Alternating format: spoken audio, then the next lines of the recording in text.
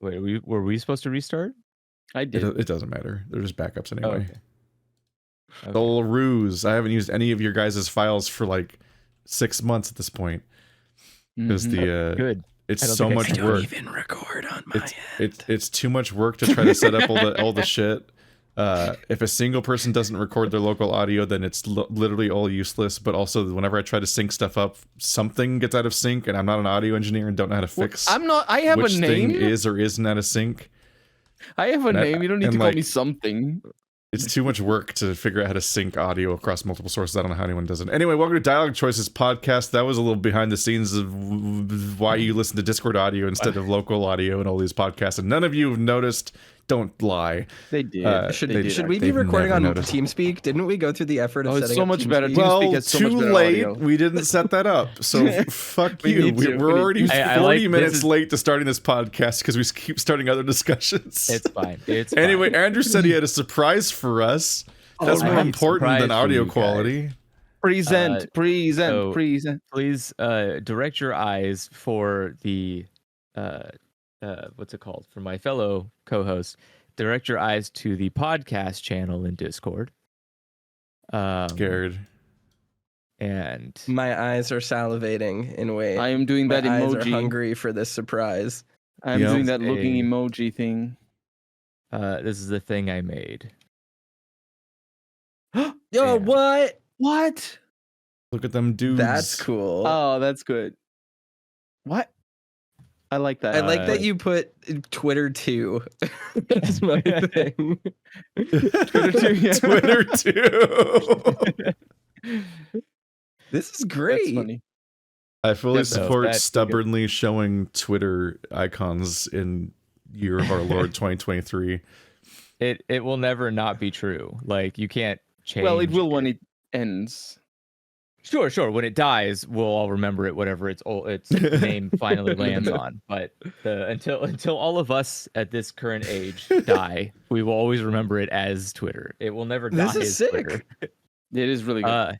But yeah, so Andrew's I was signaling for me to go back to promoting my Twitch. Yes. I didn't have anything else to put there. I figured I might put Twitter too.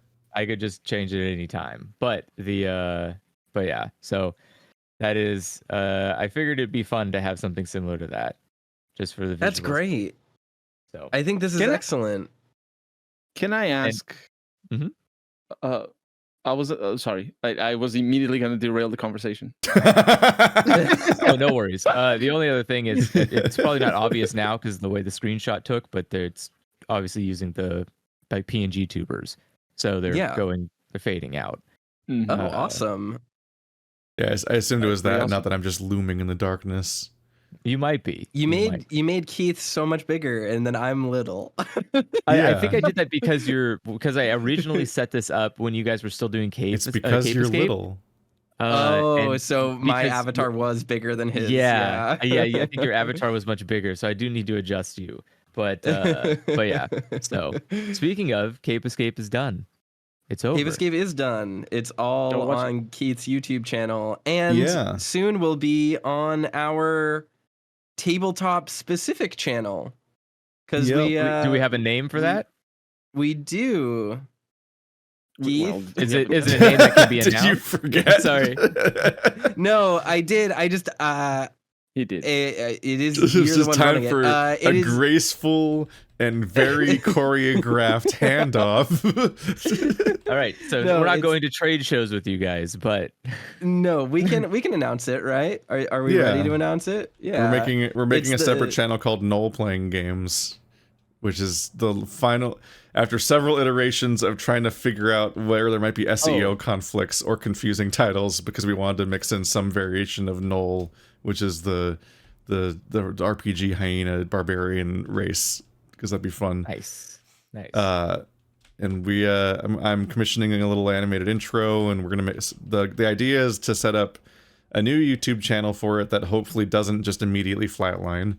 Because if it does get engagement, then those videos will probably do much better on their own place for Cape Escape and so on. if absolutely. they aren't completely buried by Let's Plays immediately the way that everything else is. And like then as each season comes out, people can easily find the previous seasons because they're all on a dedicated channel, and like the algorithm is more likely to suggest videos in from that channel to you if you like those videos, because of the fact that it's all one uniform type of content, and YouTube hates it when you upload different types of content. Yeah, you're also allowed to join entertainment category, I believe. I don't think you have to go into the gaming category.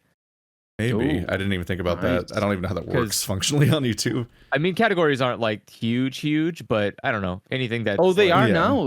YouTube has added well, at least I think it has added on TVs. It's really big. It's okay. But it's well, the front page now has, or I think I only recently noticed, it has like tabs at the top, and those tabs like are dynamically made for you to watch. Like for example, one of my I'm watching my one of my accounts, and it says downhill mountain biking and music, and that's the two tabs that I'm seeing. But sometimes it shows more on the other accounts. But this like it detects your viewing patterns, so you can just like filter the algorithm a little, which is good if you like the algorithm. But you shouldn't like the algorithm. The algorithm is the worst. Yeah, but you should subscribe though. When you upload multiple competing shows and stuff like that, like as a Let's Player, for example, you can very much notice when the algorithm stops suggesting certain shows to people, and like people are like, oh wow, you still exist, or wow, when did you play that game, and stuff like that, because like it'll often just have decided, nah, that one's not doing well, or these people won't like that one, so we're just not gonna show it to them. So having a channel that just is one uniform thing, which is, this is our tabletop series in chronological order, and then like if it, in that case, it becomes a thing where it's like, oh, if you stop uploading tabletop to your Let's Play channel for like 6 months, then that's like not great for that kind of content. But if you only upload tabletop content to your channel, then when you come back after 6 months, it's like when a video essayist you like makes a new video essay after 6 months. Hint, hint, wink, wink. That might be related. It's like the algorithm is like, oh, that thing you like came back, because that's the only thing they've uploaded. Whereas if if I flooded my channel with my Let's Play channel with 9 months of if I flooded my video essay channel with 9 months of Let's Plays, and then finally made a video essay again, it probably would perform much worse, because I've like ruined my channel, which is why I put the video essays on their own channel. So, and learning from past experience with the Lego She video, which admittedly is bad data, because there's other reasons why the Lego She video may have done well, because it was impactful in certain ways and also was a big effort and very long, and there's other reasons why it diverged from previous content. But among the other things, in the early years of the video essay channel, every video had like a couple thousand views total, and that was it. And then the Lego She video exploded, and then it exploded again, and then it like exploded again. It like kept expanding exponentially beyond what was previously possible for that channel. And I partly attribute that to the fact that it was the first video essay I uploaded after monetization was achieved. Which because I promise you, no matter what YouTube says, they absolutely prioritize content that makes them money. Like, that's just obviously known. Like, they're like, oh, it doesn't hurt your channel that you don't have monetization yet. I'm like, really? Then why is it that every time monetization's restricted on a video, people famously are very aware that it gets less views? I'm like, I don't think the thing you say is true. So ideally, the perfect rollout here would be if we re-upload Cape Escape on a like rerun schedule to run through the series again on the new channel. And hopefully that generates enough overall engagement that we break through the early channel thresholds for unlocking monetization before the next season comes out. And then that would give that season a real chance to like do a YouTube. It's dumb how it's dumb how much metagaming there is involved in being a YouTuber at this point. That isn't just make good content, but I think the production value too is. Yeah, that is true. For everyone who listens to this, though, that is your call to, when we begin uploading these, even if you have already watched Cape Escape, open it in a tab on a window or on your other monitor. No. You do not publicly call for people to game the system. Yes, this is not gaming the system. When I re-upload Cape Escape, you legitimately watch it because you love it so much with your eyes and ears. And I'm not saying we're gonna pay people to view bot it. I'm not saying manipulate. I don't think you're supposed to tell people. I don't think you're supposed to tell people to pretend to watch things either. No, it's not even pretending to watch. It's put it on the other monitor while you're playing games. You watch a fucking rerun. That's how you know. I thought you were about to say the thing. I thought you were about to say the thing that you do to your friends' streams, where you just like put it on your iPad in the corner of the room at 1% volume to be like, "I am helping," and then you walk away.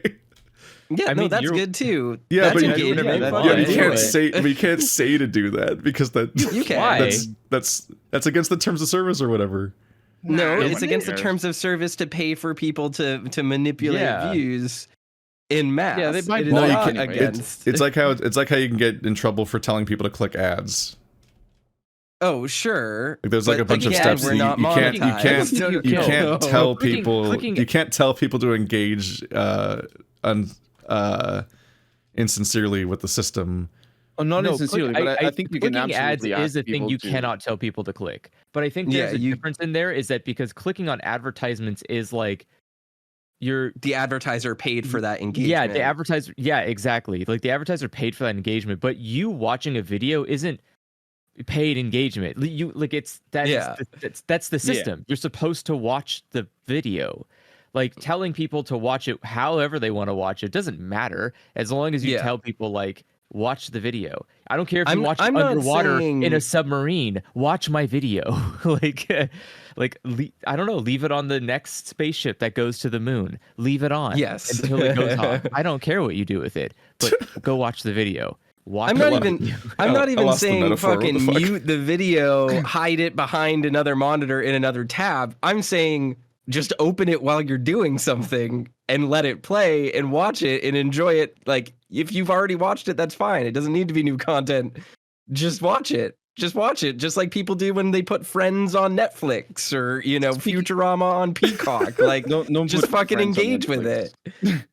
Speaking of growth though, am I wrong? Like you probably know this better than I do, but am I wrong in saying or thinking that tabletop role-playing channels grow a lot through networking and getting guests on? I have no idea. They do. Yeah, they absolutely do.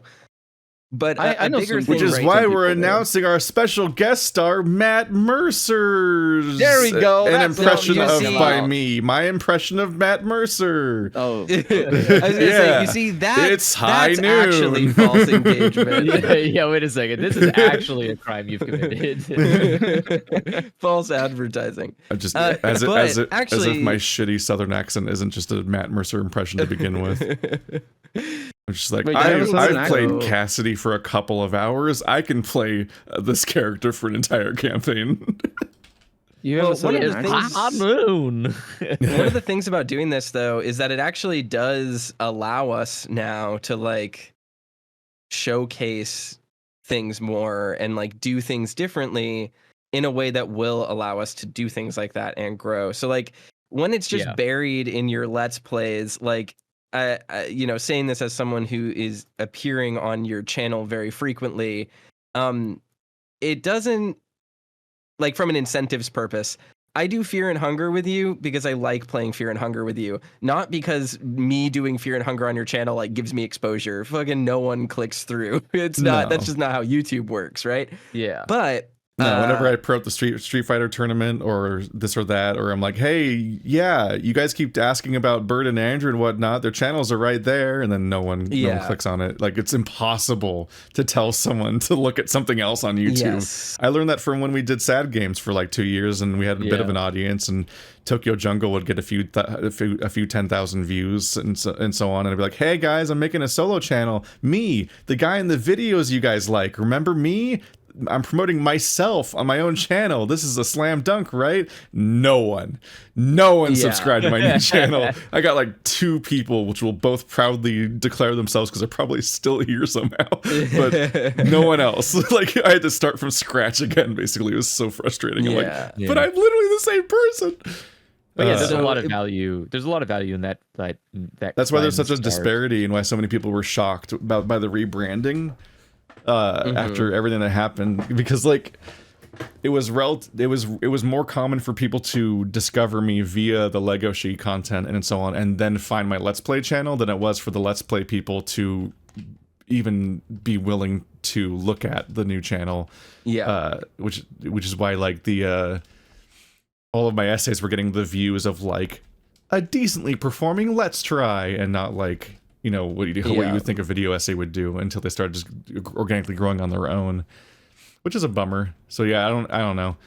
Go subscribe to No Playing Games. The channel's already up. This is a call to action. There will be a better call to action when I have a commercial to make about it of some kind. There's going to be a cute avatar. There's going to be a few more steps to it. We got making it right now. That's a really shitty placeholder avatar, because it's a little doopy screenshot from the animation in progress, which is looking really cool. It does look cool. I wanted to make it. I wanted to sell people on it. And then there's going to be there actually already is merch, but I haven't launched my merch store yet. I've set up some Marrow merch, some Cape Escape merch, and a couple of other things. I'm just waiting for samples to come in, both because then I can be like, here's the sample in real life that I'm showing it to you in the little commercial thing or whatever, but also because I want to know that these things aren't trash before I tell people to buy them and then have to deal with the fallout afterwards. But with the merch, I commissioned a slogan thingy from of Marrow from Jimmy the Floof, and we're also making a sticker set of the cast of Cape Escape. And my thing that I'm doing there is that a percentage of all sales will go back to the artists that drew the art in the first place, because that just seemed like the cool way to approach things, is that there's the original fair price up front, where you pay the artist their normal commission price for that piece of art while working on an agreement to do it as merch. But then I also wanted to pay the artist royalties based on how the stuff performs. So this isn't me just like nabbing art that I got a hold of and then selling it. There was an agreement made to do it as merch, and some of the money that you give will be I almost said donated. That's not the right word.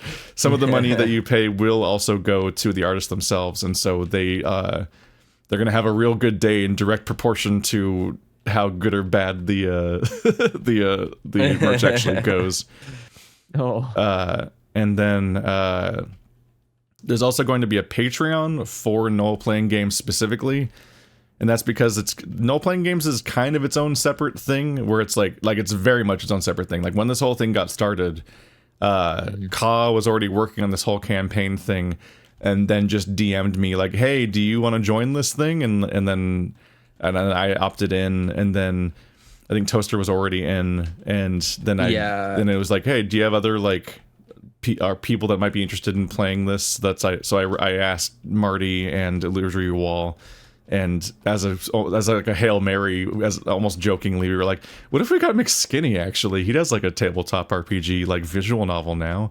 And so we got McSkinny in because he said yes. But I don't like do the work for this show, in that like I'm not the DM. I don't plan out the universe. I don't actually like go and like network and acquire the assets and commission them and all that. But it is expensive. Like Cape Escape was expensive to make, and going forward, any future stuff will also be expensive to make. So the goal of the Patreon is to create a separate revenue source that can go to Ka to help him fund both recoup his losses from the first season and also like fund future stuff. And that just makes this whole thing more doable. And my goal with the reruns is not only to try to unlock monetization on the new channel and also keep all the shows in one place so they're all like findable and everything, but also as any new fan art comes in, my plan is to re-edit the old episodes and add the fan art into the slideshows at the beginning for any fan art that comes in during the reruns. And then I'm gonna like regenerate the Patreon credits so that they're based on that channel's Patreon instead of ours. So, and hopefully that'll be like a growing credits as people join in. And then I don't know exactly what kind of behind the scenes stuff would be available, but anything that we can, we'll probably try to put up on the Patreon. Like, I don't know, maybe Toaster's, or maybe a semi-redacted version of Toaster's like book he wrote about his character. Yeah, I have a lot of ideas for this, and this kind of gets to what I was about to say earlier, which is like having it as a separate channel allows us to do more things. What I was saying with like, it's not really like you don't pay me to be on your channel. It doesn't benefit me. It's not like I get a lot of exposure from it. But having a separate channel specifically for this where people can guest star gives us the opportunity and flexibility to be like, do you want to be on this show? It's not going to basically just be you know, giving Keith Ballard an SEO boost because you're in this episode of a Let's Play. It's you are part of Noel Playing Games for this little season. It allows us to do things like off-season games where we do different settings, different campaigns, different game systems. It allows us to try things like having a guest DM or having a different DM from the group, having different groups of people participate in certain games as well on top of like the static crew. I mean, I'm sure sometime Colonel or Andrew might like to be part of one of these. That could be really fun. You know, it gives us the flexibility to do that. But on top of that, having it be its own thing that funds itself allows us to grow a community that might only be here for this thing. And that's like, there's no shame if you follow Keith or you follow one of us and you're like, listen, I don't like the podcast, or I don't like the tabletop. I'm only here for the Let's Plays. Like, that's cool. This allows us to separate that out so that we aren't cross-pollinating and like harming the channel by not specializing, creating engagement on those things. And it's really helpful for that respect too, because it gives us the flexibility to do what we want with it and have fun with it and do fun things. And I know at least I am very excited. I'm very excited about it. Ka and I, this whole thing started organically as Ka messaging me and asking, Toaster, you mentioned you wanted to play tabletop. I DM things on my own. Do you want to play tabletop? And I was like, yeah, I would love that. And then he was like, oh, okay, like I'll see if I can fit you into like my group. And I was like, well, what if instead of that, like if you want to fit me into a game, or do you want to do like your own thing with our own people or like with other people? Do you want to make content out of this? And Ka was like, that could be fun. And then like Cape Escape was born from that. And we had a bunch of people doing a bunch of different things, and it was awesome. And so I think we really want to keep up with that growth. And try new things and always be moving forward with it.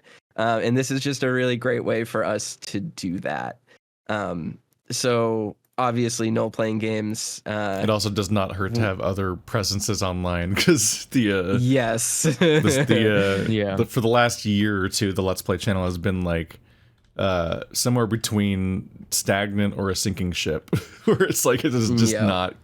It has not grown for a while, which is a bummer. Yeah, Let's Plays that's why. But it's a reason to work on making an essay channel and have other things. I've repeatedly considered putting the podcast on its own channel to see if it would, because the podcast is consistently the best performing thing on the entire Let's Play channel, which makes me wonder if it would do better on its own thing. Really? Without everything. Yes. Yeah. Oh yeah, no, the worst thing I can upload on my Let's Play channel is a Let's Play. No, I mean, I knew that, but I'm surprised that like my people listen to the podcast. Yeah. Especially especially when I started getting better with the thumbnails and titles and being like, you know what, fuck formatting. We're just gonna do something that people want to click on. Here's Toaster's horrifying boyfriend story or whatever, and it's just like a picture of like Incubus Toaster from that tarot card fan art and so on. Like that's like interesting. Like those kinds of tricks and so on. Like the podcast has done really well. Whenever we're actively doing the podcast, my top 10 videos of the month are a combination of shorts, Let's Tries, and the podcast. part 1 of Fear and Hunger and Perp's animation. Yeah. Like the only I just didn't actual realize people listen to Let's this. Play that has a part. The only Let's Play that has a part number in my top 10 most of the time is Fear and Hunger Part 1, and that's it. The rest of my entire top 10 is just not. They're either one-offs or they're animations or shorts or the podcast. I've had a few times where the podcast is like 2 of the top 10. Like that one where we I don't remember the exact thing, but it was like we talked about like the queer high school experience for a podcast, and I titled and themed it around that, and that video did very, very well. And it might have even been because on some level it kind of looks like at first glance it kind of looks like a video essay with the way I branded it a bit, and it was like it is clickbaity and so on, in the way that it was like successfully baiting clicks and not dishonest. Yeah. And that just doesn't work for Let's Plays. Let's Plays, no. People like them as a comfort thing in the background, and like knowing that they're there and that they have the option to watch a Let's Play if they feel like it, very occasionally. But they've largely moved on to cooking videos and prank videos and drama alert and pseudo-intellectual video essays that are made a little too frequently and a little too rapidly, and frankly don't have that much to say sometimes. But yeah, that's channels true. That make a video essay every week upset me. I'm like, I think that these are bad. Well, that gets to something cool though about all of this, and not to harp on no playing games too much, but like actual play content is getting huge right now. And this is some Hollywood info that I know because I work in film, but it is projected that the fastest growing form of entertainment media, especially online right now, is tabletop content. Part of that, and this is a very cynical thing, you don't need to feel bad about engaging with it because it's explicitly not the same set of content, but a lot of big studios and a lot of money is getting invested in actual play right now because it is improv, and because it is sort of live performance. It's not produced content. It's not under the same stringent guidelines that a lot of the unions are doing right now. Stuff. Yes. Yeah. So it is stuff that can be produced while the actors are on strike, which is why a lot of the actors right now are getting into actual play content, because they can do this for work on the side, and it doesn't harm their union agreements. It doesn't conflict with them. It's very Conan O'Brien makes a podcast. Yes. And as a result, actual play content has increased exponentially and has been doing very, very well, because it is going to start dominating stuff. That's also why Hasbro and all of these different gaming companies are doing such heavy pushes on all of their tabletop brands, because we are at the start of a new tabletop explosion. And I know that sounds weird because D&D has been getting very big. We're in a tabletop renaissance right now, but this is just the beginning. It's going to get huge. So if you really want to help us out with this and help us get to where we think we can get to, you want to keep seeing cool content from tabletop stuff. You want to see more people involved. You want to see more of us play more cool games, furry or otherwise, horror or otherwise, systems, lots of different systems, lots of different dice styles, lots of different presentation formats. Please just go over and check out No Playing Games. It helps us a lot. And I think I speak for pretty much everyone who was involved and everyone who can be involved eventually when I say that, like, doing tabletop online is really fun. And I think all of us would like to do that. I was going to say, also, none of this was nearly as calculated as it sounds right now, because literally all this happened because I just kept complaining to the Aether that D&D was fun and I never get to do it. Every campaign I start falls apart before we finish it. And I just complained long enough that it remanifested in real life again, and now it's happening. I think Baldur's Gate 3 is going to be the first time I complete a D&D campaign. Baldur's Gate 3 isn't a D&D campaign. It is a D&D It's a campaign. game. It's different. It totally is. It is a D&D campaign. Just 100%. Well, Baldur's Gate 3 is just about as close as one can get to playing a tabletop game in video game format. It is. That's true. Except no one has to become uncomfortable when all the characters get horny for each other, unlike in real life. Although a lot of people on Twitter are complaining about that a lot now, it seems. What People seem to- I think it's The less. fact that they're too horny. People have started to get I mad saw some about how horny the characters are in Baldur's Gate. Well, they said 3. that was a. I think they said that it was a bug. Yeah. Yeah, at the very beginning. said, about how, like, Lae'zel- overly horny. Yeah. Do you guys know Lae'zel, the Githyanki? She's in the cover. She Yeah. has her first sort of interact. It's not really interaction, but like her romance. Let's put it like that. I got Okay. to that bit and I was like, wait, is this a bug? Is what's going on? Did I get the bug where I get the end game before the middle? Was I too literal there? I don't mean to. I don't mean to sound crass. I'm just saying she comes across very, very strong. And I could see people being like, "Man, this game goes all out. If all characters are like her, then wow, what kind of game is this?" But no, Lae'zel is just special. My take on this think is video just games that- need to have more slut era representation. Yes, I agree. She's not slutty. She just. I don't know who she is, so I'm obviously not talking about her. I'm just saying that there are a lot of people in real life that are looking to clown, and So video this is games fair, it's rarely fair, it's represent that outside of no. literal prostitutes. Not That's the what I. pussy. Well, that's what I'm saying though. They Is do have that slut. Baldur's Gate Dave- 3 Dave is the slut. Baldur's Gate 3 is the closest I've ever seen to an actual tabletop game represented in video game format. Partially because it's so horny. Like people don't talk. People don't talk about how fucking horny tabletop is. And I'm like, I'm not I mean, saying everyone- you I mean, and it's your, extremely your mu- ex- friends. All You know, tabletop's very uh, granular, and everyone has it's their own great, unique yeah. experience with it. So I don't know how universal that can be. I have never think experienced. I have never experienced horny tabletop before. I What? think every What do you single mean person you who haven't has experienced? played. How what do dare you you forget mean? about How dare you? that encounter between Paris Yes, and no, I had I was horny at tabletop, and then I saw a scenario to fuck Yeah. with your character in Dragon Heist, but that's like the only Dragon Heist. instance, basically. Sure. That's 'Cause what the I'm saying Baby, though, you got is me that so wet.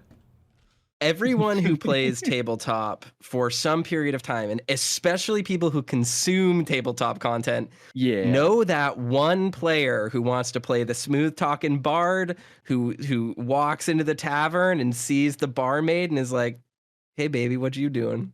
What the Him- fuck? how Is you this are a you up? personal You up, attack? girl?" What? I is know this? I know the Why am I horny being targeted. I know the horny bard archetype, but I've never archetype, but I've never actually encountered it really.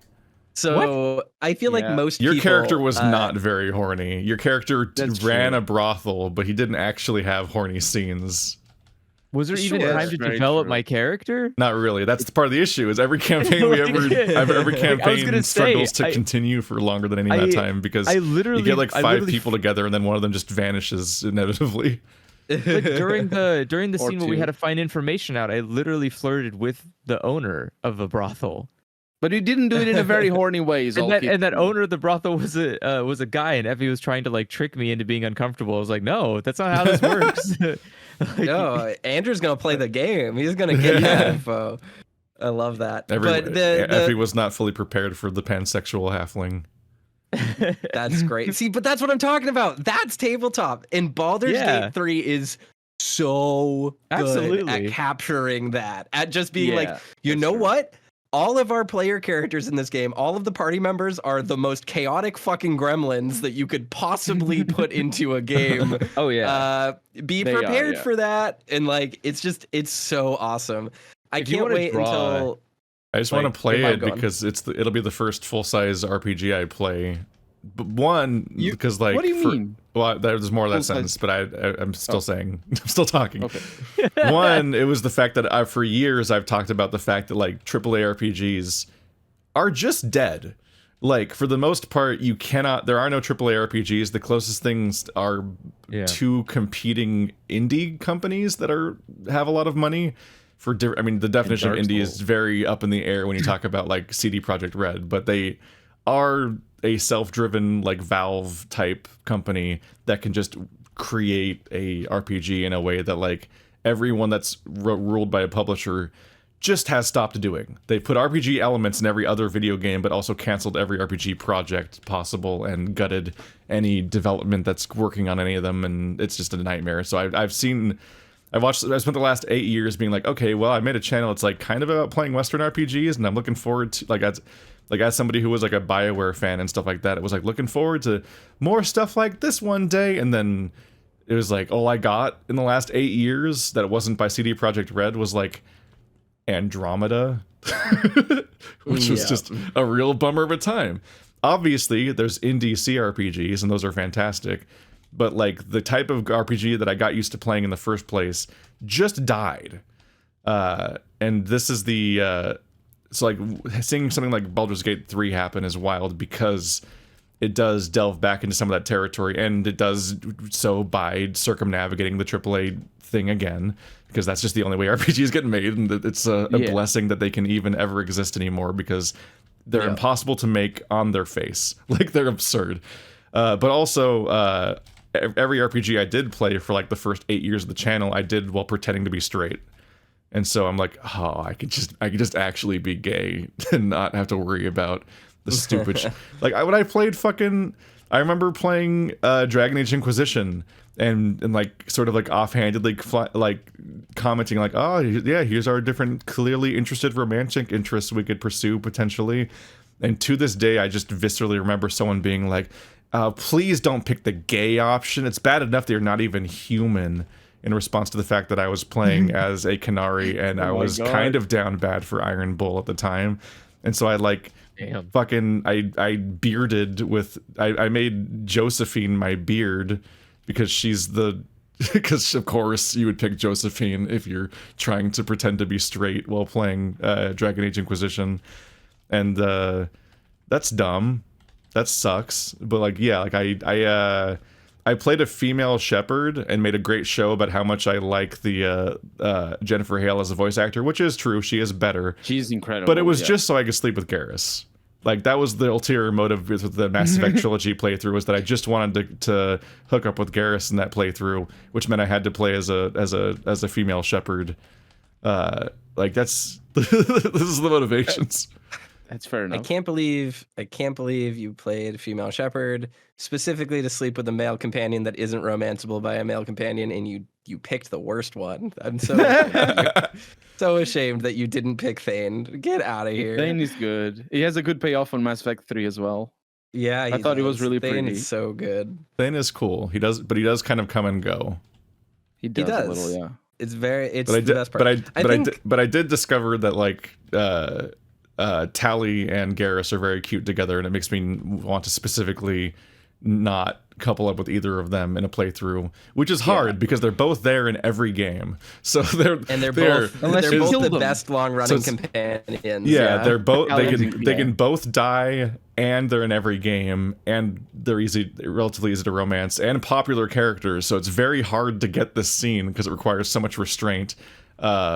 But they do have very cute interactions in Mass Effect 3 when you come across them at the ship and stuff like that. Because if you don't date either of them, then they end up like having interactions with each other, and those are neat. And always a cop, and I can fix one them. of the things. I think I might actually be getting those in my Mass Effect 3.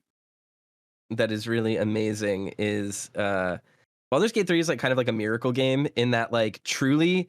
I know everyone and their mom has like talked about this game. Like they're going by Steam statistics, there is just no one on the planet who hasn't played it yet, other than the D&D factor. The D&D factor.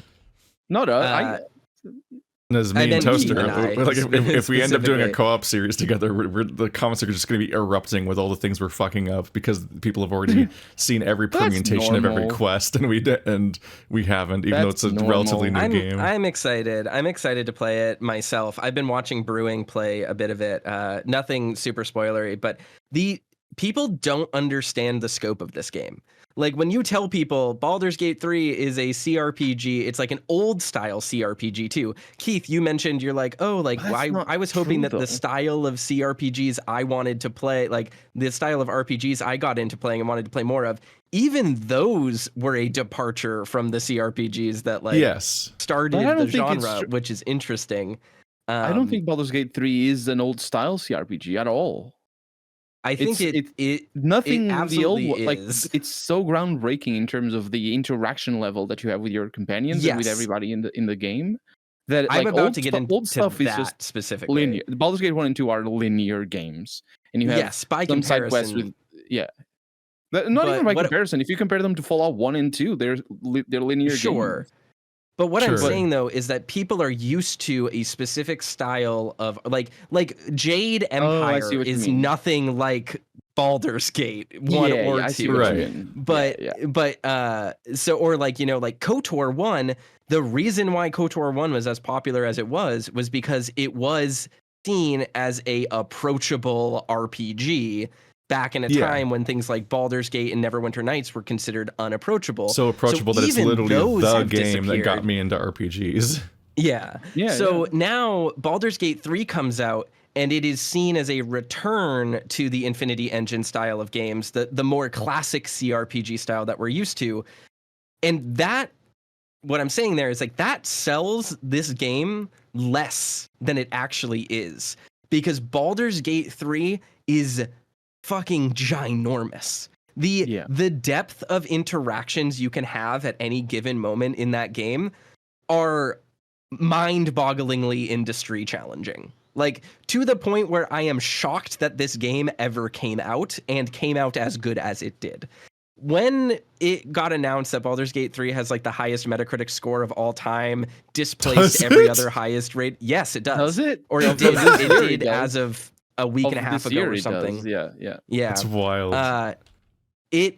It literally was a moment of like this stuff is really easy to hype behind headlines. You might be seeing headlines that are saying like Baldur's Gate 3 is the greatest game of all time. Like Baldur's Gate 3 makes the industry look embarrassing. Like no one else is going to be able to make an RPG after Baldur's Gate 3. It's easy to see that headline and go like, that's hyperbolic. And then you see just how interactive this game is and you're like, oh, this actually does look bad for the industry. Like the fact that Starfield came out and is as bland and boring and just nothing as it is right after Baldur's Gate 3 100%. is but it is Which literally was like I produced with cannot like a believe. fraction of the resources and people. Yes, exactly. And a fraction and of it's the like, time, right? Like exactly. And it's astonishing. The shocking fucking secret that is a surprise unbelievable. to no one is that corporations as a concept are just massively mismanaged in general. Yeah. That It's all the just wrong nuts. people make the decisions, and they're incredibly bureaucratic and slow and profit driven in a way that actually obscures the ability to make profits. And it's just a shit show. It's just all a shit show. That's true, but there's something else going on here with the distinction between Baldur's Gate 3 and Starfield in particular. And Sure. I don't want to go too far away. Like what I'm about to say doesn't go too far away from the conversation about the industry is now embarrassed after Baldur's Gate 3, but just bear with me here. Sure. Larian has they kickstarted Divinity Original Sin as a sort of a let's make our long-standing RPG that was mostly focused on action RPG franchise, the Divinity franchise. Let's make our long-standing action RPG franchise into a classic, like turn-based, like pure bred RPG. And they kickstarted it, and they involved the community a lot. I don't know that from firsthand, but from what I can see from other people, or I could see from other people at the time, Larian really went all out to try to involve the community a lot in the development process of Divinity Original Sin. They had a brand new engine. It's a turn-based game with focus on from the beginning. This is the game came out in 2012, I think. Divinity Original Sin, or actually, I'll correct myself in a little bit. But the point is, they kickstarted this brand new thing for their company that I'm sure that they risked a lot doing it. But when the game came out, it satisfied the audience, the Kickstarter audience, but it wasn't like this huge success that maybe even that Pillars of Eternity 1, for example, was a huge success, I think, for the kind of game that it is. And what Larian did is they doubled down. They had their engine, they had their priorities, they had their lessons, and they doubled down and let's make Divinity Original Sin 2, which is a weird title for a game, but it is because it's got a colon in the middle.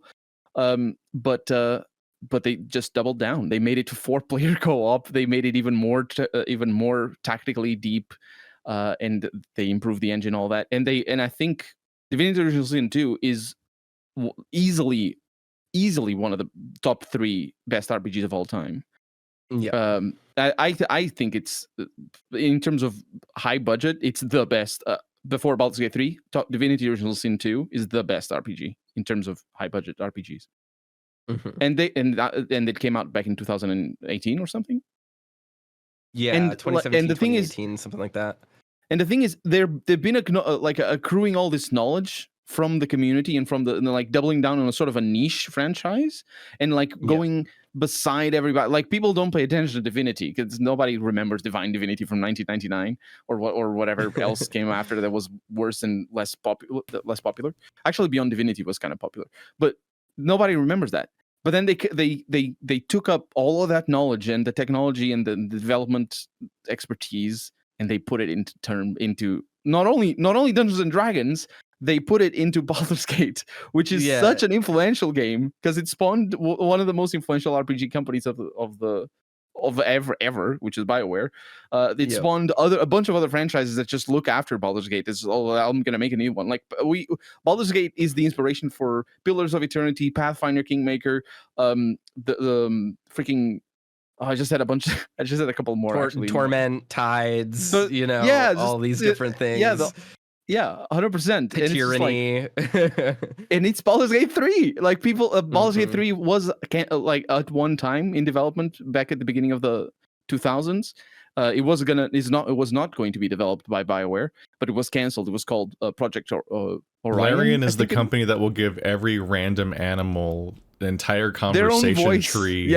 And voice actor, just in case you happen to pick the animal dialogue trait as a flex. It's a little bit, yeah. It's a little bit of an exaggeration, but it's not too far off. But what I'm trying to say here is that they sort of like wound up their uppercut as much as they possibly could. Yes. And they just freaking landed it right on a company like Bethesda, who, let me remind you of the paid mods fiasco. Let me remind you of the Fallout 76 fiasco and the other fiasco. What was the other one? I mean, I don't want to even sidetrack that too much, but this does. I'm sure Keith has opinions on this right now, but like, the most notable thing about Bethesda's RPGs for the past 10 years, maybe longer, 15 years, is that Obsidian made a better version of Fallout 3 than they made. In New Vegas. 100%. Like, the most charitable thing one can say about a game like Skyrim or a game like Fallout 3 is that, like, the mods make it better, or like Obsidian made a cool sequel, or it was re-released a bunch of times. Like, none of these things are superlative.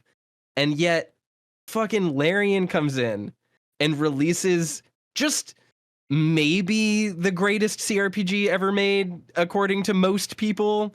And they're like, anyway, that was fun. I hope you have a good time. And not only is it a good game, it's a good game that is deeply interesting, very nuanced, maybe the best tabletop implementation in a video game ever. Of Dungeons & Dragons, 100%, Yeah, like, easily the best implementation of Dungeons & Dragons in a long time. Maybe the truest and most exciting version of 5e you can easily play without having a group and a stellar DM. Like, but it's true. It's such a smart game, such a cool, clever, amazing, interesting, high scope game that I truly am concerned that when I do finally go through it and do a full playthrough myself, not just watching Brewing play, like, it's going to be the new Pathologic 2 where I play other video games and I'm like, this isn't Baldur's Gate 3. Yeah, you're just disappointed by everything else. Exactly. Like I know for a fact I'm going to play Baldur's Gate 3 and then I'm going to go try to light a curtain on fire to reveal the sunlight to kill a vampire in fucking Elder Scrolls 6, and it's not going to work. And my first thought is going to be, could have done that in Baldur's Gate 3. And that's just going to plague me for the rest of my life. Like, it's nuts. It is a bit of an interesting thing to see footage going around, for example, of like Starfield, where you can walk up to cops and just shoot around their head and they'll not react to you at all. Yeah. It's Like just it's wild. very the fact that one of these is claiming to be the biggest, craziest RPG ever made, Maybe. and it's the culmination of everything that studio's ever worked for, and it has almost no system interactions. Is just have you considered? appalling. Have you considered that in those videos the player character is just a white middle-aged man? That's You that's just the get away reason. with everything. Yeah. That's Oh, the reason. right. It's actually incredibly accurate. I didn't think about that. It's a critique. It's political. You don't get it, man. Yeah, it's actually it's a Yeah. critique. Anyway, I've also been watching Brewing play Starfield, and that game looks like dog shit. Yes, Its it does. PC performance is abysmal. There are no graphics settings other than resolution and what you want to target, and that's it. It's garbage. It's not ready. It doesn't. It should have It's a been. garbage video game. I cannot believe it exists. I'm so upset about it. I'm pretty getting confident now after well seeing received, though. two Microsoft owned studios release like just straight horseshit games with so much hype behind them. I'm stoked. I cannot wait for Activision Blizzard to be bought by Microsoft. Please, my dreams finally will come Have true. they still not been? No, it's not. they're- finalized yet. Yeah, it's not finalized Oh. yet. But when it does, oh god, they're just going to just destroy that company. Starfield is so boring. Like Yeah. on just a It's worth pointing out it was in development and started development before Microsoft acquired Obsidian. Sure. Or no, Yes. Bethesda. Yeah. I just don't But think, I think- that Fallout. I just don't think that Bethesda has any interesting ideas or goals. They No, don't. not at yeah. all. So Not just a- fundamentally, when they set out to make a game, they're just going to make another very large thing full of tasks. Yeah. well, the thing It's is like that functionally indistinguishable from many of the just open world non RPGs that exist, essentially, because they rarely even feel like RPGs to begin with, which is frustrating because if you look at even if you just look at your average like funny moments in Oblivion channel, like that one, like I forget the name of LaFave Bros. It's got to be. Oh, the one those are the guys that do it in live action, aren't they? They also have a Let's Play. It's an old one. but Oh, it's- gotcha. Yeah, but there's other ones. There's a bunch of those. there's just like I follow one channel that just like uploads like every few days they'll just upload like a 10-second clip of Oblivion usually, and it's just like an insane interaction of just nonsense happening, and it's like often it's poking fun at like the inherent the immediate contrast and comedy that comes from like something that an NPC says during dialogue and then what happens to them in the systems of the game 1 second later. Like immediately walking into a stone trap that slams you into the ceiling and kills you or something. But like what's frustrating is that the games that they set up with 3D Fallout and 3D Elder Scrolls is an immersive sim. Like on its face, the game that they're supposed to be making and that those systems should be enabling are all clearly pointing towards Prey 2017 and so on. Like they should be all about really interesting system interactions. And what they took with that setup is made the most boring, gray, flat world where you follow compass headings to then stealth kill somebody with a bow over and over again for 75 hours and just exhaust dialogue over and over again, and almost nothing in the game in any way enables you to interact with systems or think about systems and come up with creative things to do. When like Baby's first immersive sim, like that was like the like the BioWare of immersive sims was like Insomniac making BioShock and being like, haha, there's like a lightning trap and stuff sometimes, and like like you can can shock the water. yeah, like it has like really like heavily telegraphed but not super deep interactions. Like no game made by Bethesda since BioShock came out has been able to match what BioShock did for environmental interactions and alternate solutions, even though BioShock only has like 5 canned, pre-made solutions for things. Yes. Like it's the most like, here's your Lego set for the exact interaction you can do that's more interesting than just shooting people. That's what BioShock is. And Bethesda can't even follow that usually. When they have made an entire universe and engine of interactions that should all be enabling that stuff constly. Well, what's wild is that other people do it. Like exactly. The thing is, and like that's the thing is like Larian's last game, Divinity Original Sin 2. I slowly kept realizing over the course of the game that like, okay, this game's going to end in a confrontation between the four of us. It's going to be a fight for who gets to be the real main character and win the campaign versus everyone else. Yep. And leading up to that confrontation, I had a pit in my stomach. There was so much pressure because of the fact that we'd like played like 100 hours up to then, leading up to that moment. And it was this big moment that I was all like bent out of shape for. But I was playing Fane, a character that over the course of the playthrough was repeatedly reinforced to be immune to like the wildfire or whatever the fuck it's called, like the evil life-ending green fog, fire smuck stuff. I don't. It's been 5 years. So very sneakily, like 10 hours before the ending, I found a chance to get a barrel of the stuff, and I just put it in my inventory and carried it around for the rest of the game. So that when the confrontation did happen, I literally had the ability to instantly kill another player by hitting them with this stuff that was like, my character's special trick is that he's an undead corpse skeleton man. So every single other character besides me could be killed instantly by this thing, and I could swim in it. And like, that is like the kind of weird, unique interaction that's enabled by both the fact that the game is multiplayer and the fact that it has systems that interact with each other in interesting ways. And like, that's just so missing from all these other RPGs where you mostly, it's like, oh, you use your build. That's how you play the game. Your build is how you do the thing. Your build gave you one cool button to press the cool button that's strong because of your build. If you press all the other buttons, they're not as good. And that's it. You're in a square shaped room where nothing does anything. Well, I mean, cool. That's what RPGs are. Every time I play D&D as a sorcerer or a druid, famously, I just use attacks. That's what I do all the time to solve my problems. I press my attack buttons. I never press my attack buttons. I never use my attacks in D&D. I do everything else. I think it definitely becomes more of a, like, people want to lean more heavily on the action side rather than the role-playing side. And I think a lot of what you want is more role-play than it is action. And even though it is in the service of action, right? Like the idea of carrying a barrel around so that later I can create chaos in a fight sounds like you would be pro-action. But like, they want simplistic action. They want easy to predict action.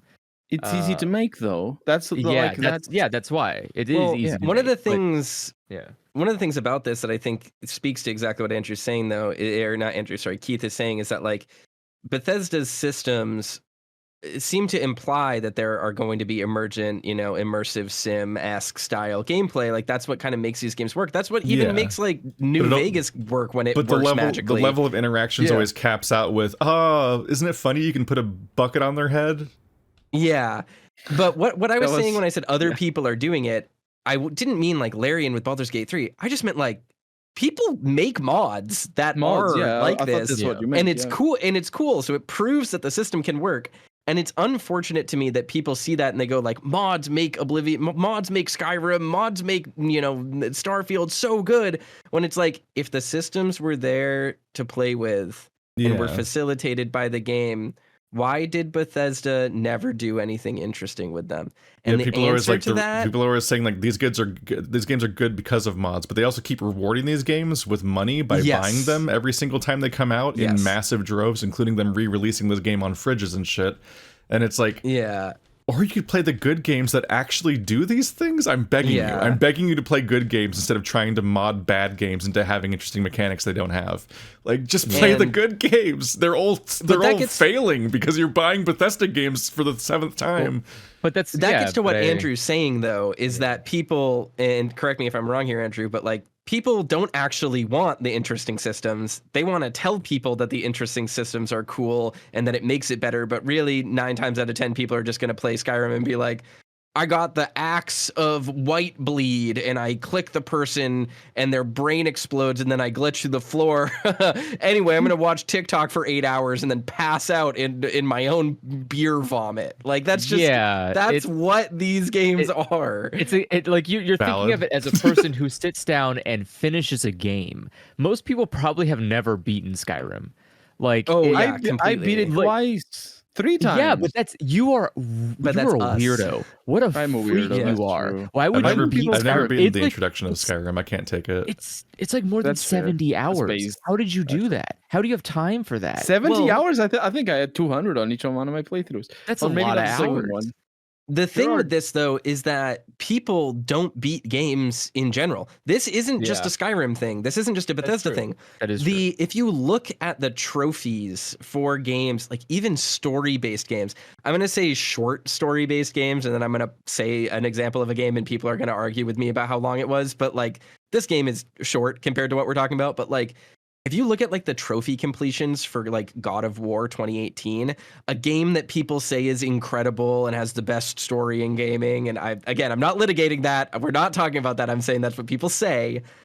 Most people have never exited chapter 1. Like no one has gotten past the first or second boss of that game, statistically speaking. It's like 15% of players. We want to talk about big games. Big successful single player story based games. Let's talk about Fallen Order. Fucking Star Wars Fallen Order, considered to be the game that saved single player games for EA, that literally changed the industry by being good enough that EA did not give up on single player development. Most people have never gotten to the third planet. That's the metric. So like the way that people talk about this stuff, people will put 700 hours into playing Skyrim re-releases, completely vanilla, unmodded, and be stunned by all the things the game can do. But that's 700 hours over the course of 10 years of playing the game for 30 minutes at a time before they pass out in their lazy boy at the end of the night. Mostly trying to figure out which mod is causing the crash. Well, that's if they're modding it at all. Most people are playing it on their Xbox, or heaven forbid people talk about New Vegas. This is a big thing. New Vegas has this legacy of being a glitchy, buggy game. And don't get me wrong, it is. But the legacy of New Vegas as a glitchy, buggy game that didn't do well on release is this weird flanderized version of what actually happened, which is that it got an 89 on Metacritic, not a 90. So a bunch of people didn't get their bonuses. And then it was glitchy on PS3 because it didn't have enough RAM and the game would crash if you tried to play it. That is all true. But over time, this game has been known as one of the best RPGs of all time because sure, fixes roll in and people get acclimated with the systems and see it for what it is. But it's because people are their actual engagement with these things is not in the form of the way that we as content creators, the way that we as like hardcore gamers buy a game, play the whole thing, see the ending, do another playthrough. Like that's not what most people do. What most people do is play it for 15 minutes, and if it isn't immediately funny or awesome, they're like, this game sucks and I never want to touch it again, and it's actually bad. Like that's how it works. So it's really weird. I think it's really interesting that Baldur's Gate 3 has seen so much mainstream success, because by all accounts, most people who play this game will never get out of the first 15 hours of that game. Like they will be replaying Act 1 for forever. Sure. Yeah. But I think a lot of public from opinion the start, it's interesting. Going back, like kind of like how you can hear how much people repeat opinions they heard secondhand about movies and so on, and we're all guilty of this. Yeah. Like, I think a lot of stuff just becomes the overall discussion and buzz, which is part of why advertising is so powerful and so on. Is that like, Barbenheimer. Like if you make an event out of something, or it feels like it's the big thing, a lot of people kind of will just add on, like kind of just like agree with the thing and repeat the opinions and even give money to the thing just to feel like a part of the thing and be right about something and kind of contribute to that feeling of the thing. Completely. Kind of like the nightmare I'm hearing about the upcoming like Taylor Swift concert movie or something being this like a wave of nightmare. So like to some extent, yeah, like you kind of just have to successfully grab the attention of everything. And so like if enough people just kind of glomp onto the idea that like that like having this opinion about Baldur's Gate is like the right move, that kind of just ends up being the case regardless. Yeah, completely. And so that matters. That to some extent matters more than people actually playing the game. For sure. But I think like, the point. I just remember Stray. Here, yeah. Remember a very uninteresting game where you play as a cat and it's kind of cute, but mechanically incredibly shallow, and there's just not much reason why it would get that much attention overall, but it became a meme to pay attention to Stray, so it did disproportionately well than it ever would have in another universe. Yeah.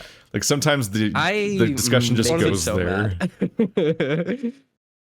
Or the duck game or whatever it's called. Goose game. Yeah. Goose Game's a better video game than Stray. You think so? Yes, by a significant margin. Yeah. But Stray is pretty. One of these games had systems and puzzles and things to think about, and the other one was one of these games was just fucking Tomb Raider Legend without the part where you fight things sometimes. People, I think you're completely right about that, in that people want to be right, and they, they will try to do, they'll try to be right and like repeat the opinions and whatever, all that. That makes sense. I think what I'm saying ultimately, though, with like Baldur's Gate 3 versus Starfield versus all of these things, is that like it's interesting how people's opinions form. And one of the things that I think is a hallmark of success for Baldur's Gate 3, that is what is making this game special and making it have like an actual quote unquote like moment, is that people are becoming enamored with it and doing interesting things in it in the first 30 minutes of the game. Like the game comes out swinging so hard and exposes you to so many cool things so quickly that even my mom playing it would be like, I'm able to light grass on fire, and it actually does stuff in a conversation. I tried to do something with my mage. It's the opposite of the thing I complain about in Breath of the Wild, where people, spend 2 years playing the game and are like, if you light grass on fire, squirrels animate near it because they're looking for their acorns. Like, that shit is whatever. This game puts everything directly in front of you and says, hey, these are tools you can actually play with, and they're fucking awesome. And if you keep playing, you'll get more cool interactions like this. Are you not enticed? We have been watching different Zelda videos. I mean, I was just making an example there. But then fucking Starfield, you start Starfield, and I have people telling me that you don't even unlock full functionality and access to the game until you do like a 16-hour-long main quest in a game that is supposedly all about being this big open space exploration game. It's like, Vault 101 all over again. Yeah, and like Vault 101 is whatever. It takes 15 minutes to get through. Yeah, but now it's 10 hours of Vault 101. Exactly. Now it's 16 hours of Vault 101 for you to unlock the proper ships and your space suits so you can go do stuff. And it's just like, what the fuck? Like, just make games interesting. If you have faith in your systems and you think your systems are cool, do cool shit with them immediately. The first thing Prey does to you after you finish the first thing Prey 2017 does to you after finishing the intro is give you the glue gun. Yeah. The one that lets you create platforms and do absurd interactions and crowd control people and do everything. Like the first thing it does is like, here's a wacky thing that isn't really a weapon. It's akin to how it's akin to like how the first thing that Lisa does is give you Terry, a character that can't fight. That mods still exist for this game too.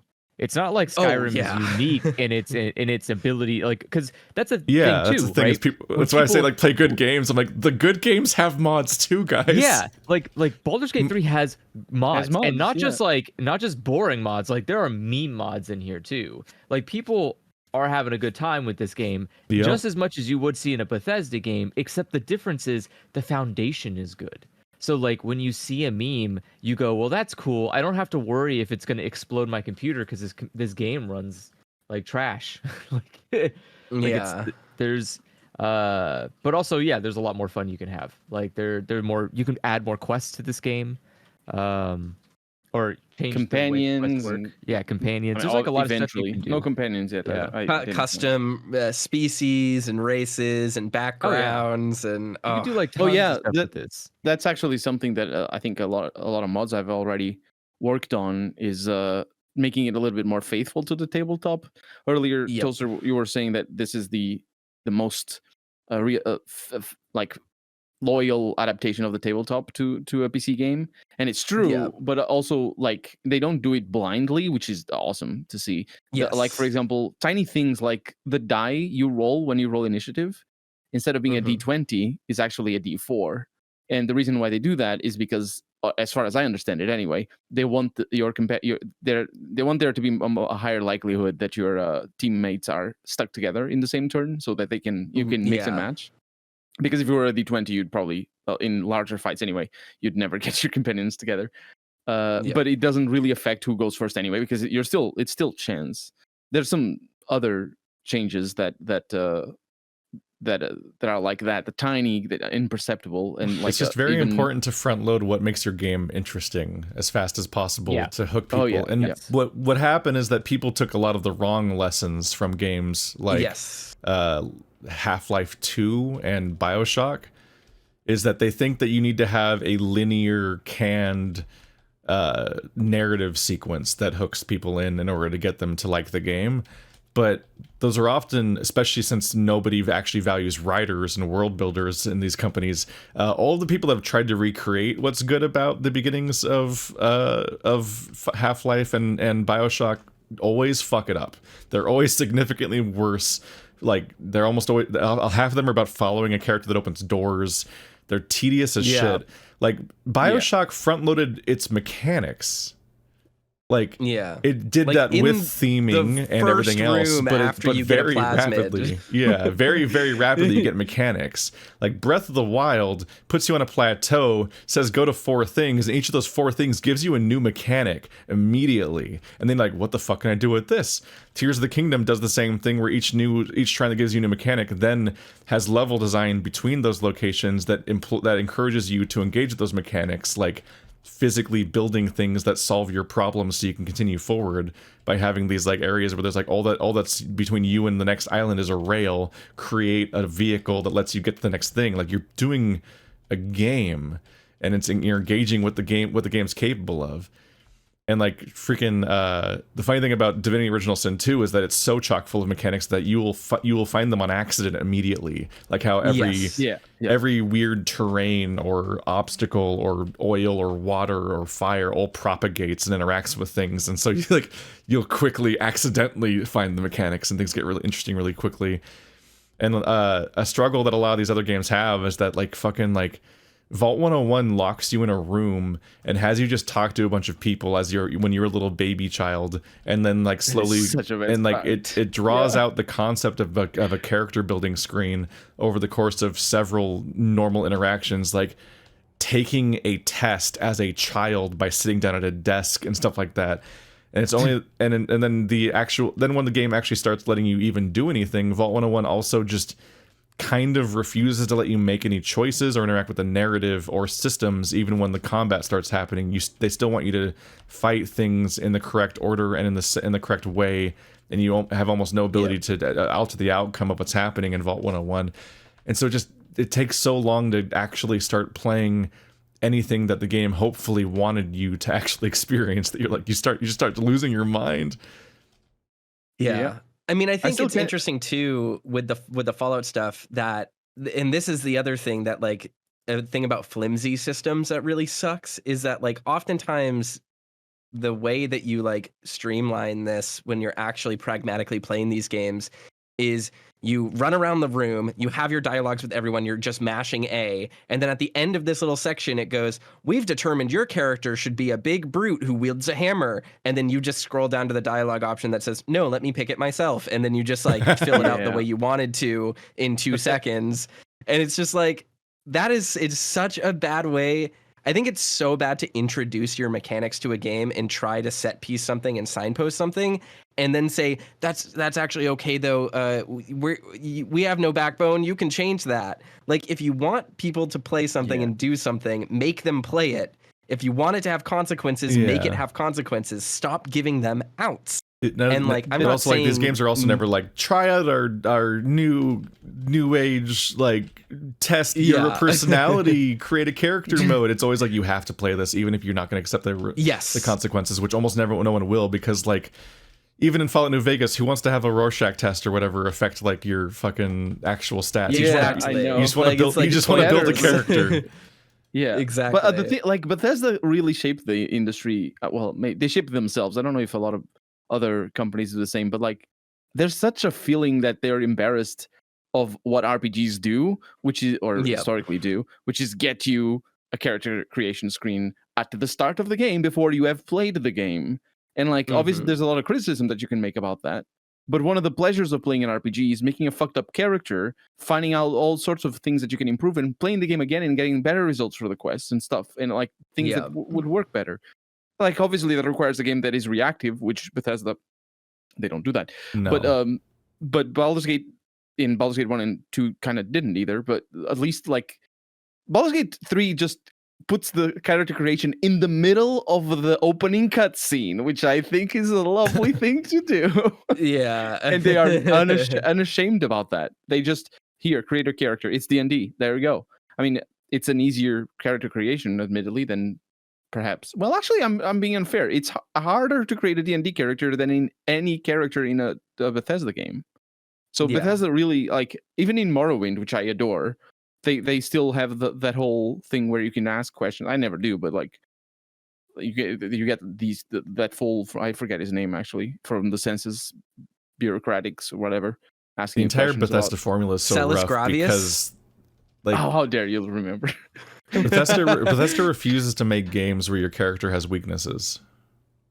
Yes, that's a huge problem. Their entire that formula, even 100% since true. Morrowind, is to make a bunch of games where even if you might start out weak, like you do in Morrowind, your character just can become good at everything at no cost to anything else. Yes. Yeah. And like, there's a lot to be said about like Morrowind's their most interesting game that I've played, but even that one has like a lot of issues, like this insistence on having like what like the system that's like akin to like what they would later like what Molyneux would later do with Fable, for example, where they're like, you gain experience in a thing by doing the thing a lot.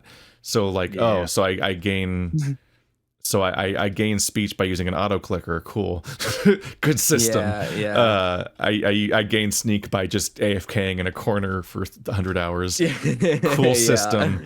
But like, they haven't gotten better. Like, by the time you get to like the later games like Fallout and stuff, you're like, it's still like, even when we play New Vegas, the worst parts of that game are the fact that it's still using a Bethesda model for its systems, 100%. which creates 100 horrible problems, like how the fact that like you can just get the best weapon for your build like in the first hour of the game if you know where to get it, and then you'll never have to think about items for the rest of the playthrough besides maintaining a durability meter every now and then. It is a problem. That's a good thing. It's not good. It's not good because it's a game about exploring and looking at stuff and picking things up and having the primary reward for most of its areas is places. This is a fucking Drake meme right here. Is like fucking whenever anyone ever complains about the durability system in Breath of the Wild invalidating loot, and it's like Drake doesn't like durability in Breath of the Wild, but Drake does like having 500 million unique weapons you'll never use because you already found the one good one for your entire 300-hour playthrough of Fallout.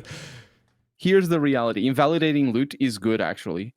That made my playthrough of my latest playthrough of New Vegas so good. I just had a power fist. That's it. I didn't pick up anything. It was amazing. It was lovely. It's bad. I did similar things. I mean, it does change the way you explore. And they the can't game find a isn't about solution. loot, They though. can't find The a game isn't- solution for making loot actually worth doing, despite most of the game being about doing loot. They're relying I don't think- entirely I on don't think people it's just about loot. compulsively obsessing over picking up stuff. I don't think New Vegas Like is people about just loot. people like instinctively want to walk around and grab loot constantly, and they rely entirely on that They do. instinct without actually being able to justify it. And even when they know that people do like that, they still can't make it interesting. Their solution to Fallout 4 was just to give everything a score and make it all apply sucks. towards some kind of Make it base a building gotcha game, metric. basically. Yeah, because so it forces everything, everybody who doesn't like loot. It forces exactly. them to pick up It loot. forced everyone else to It start looking for sucks. adhesive when they didn't want to. Yeah, Like at it's least so in Fallout bad. New Vegas, I quickly filtered out the majority of items. Like, okay, cake, Exactly. the dandy cakes or whatever are relevant to my life, but I'm looking for. Yeah. I'm still looking. I'm looking for bottle caps or whatever. Yeah. Even they are. This is a irrelevant, to be Metroid. fair, but This is a still. Metroidvania issue as well. I mean, Symphony of the Night. I love Symphony of the Night, but one of the biggest issues with that game is that there are objectively better weapons than other weapons, and you can get them early. So oftentimes, your reward for exploring is picking up an item you'll never touch. Yes. And this is why I say it all the fucking time. FromSoft solved the problem by making item descriptions a thing.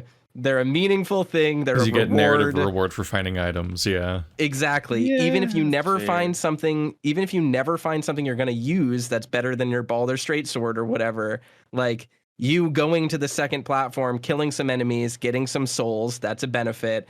Picking up a piece of armor. Okay, maybe you're not gonna wear it. Maybe it's too heavy for your build. But then in that armor, you read like Sir Lorien died upon the steps. And then you find a boss that is named Sir Lorien. Okay, now you know that boss is an imposter because Sir Lorien died upon the steps and you picked up his armor. Maybe he's going to be weaker to some other piece of lore. Like shit like that happens all the fucking time. And it's a huge solution. So whenever I hear people talk about Bethesda games and they're like, well, the point is the exploration and the environmental storytelling is really compelling. I'm like, The environmental No, it storytelling is isn't. so bad. No, it isn't. nothing. It's so Envi- bad. It's There's just nothing skeletons. good about it. Yes. There's Plastic nothing skeletons. good about it. Even in You New literally- Vegas, the environmental storytelling Even is in New very Vegas. bad. It's pretty Yeah. bad. Yeah. I think I'm starting to piss extremely people low off a little level. bit, but I walk around and look at the actual environment, and it's anti-storytelling.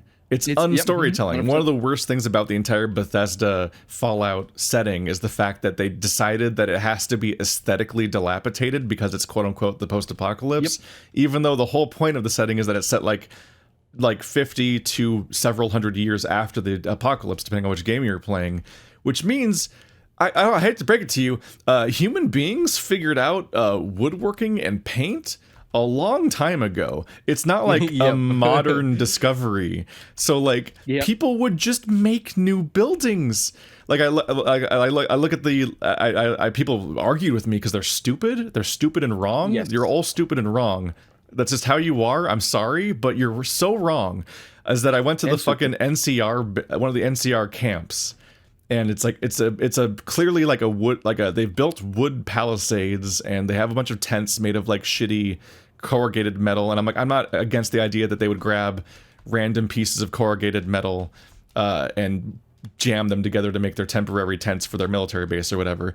But like their mess hall area is like it's like a obliterated pre-apocalypse picnic bench under a not finished overhang tent, and it's diagonal crooked at like the whole thing's tilting at like 30 degrees because it's sitting on top of a random piece of discarded corrugated metal that's under it for some reason, because some environmental artist was like, we've got to make it look post-apocalyptic, and it's like people eat here.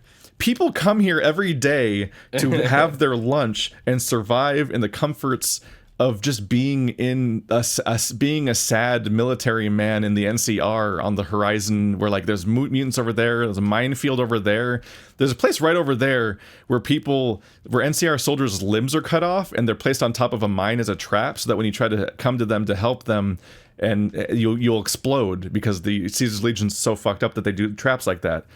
You're going to tell me that these poor NCR soldiers aren't going to just take out the piece of corrugated metal that's fucking up their bench so they can have a nice lunch on an even bench. Like just move it. Just move it. It takes 1 second. I would do it if it was a physics object to help them.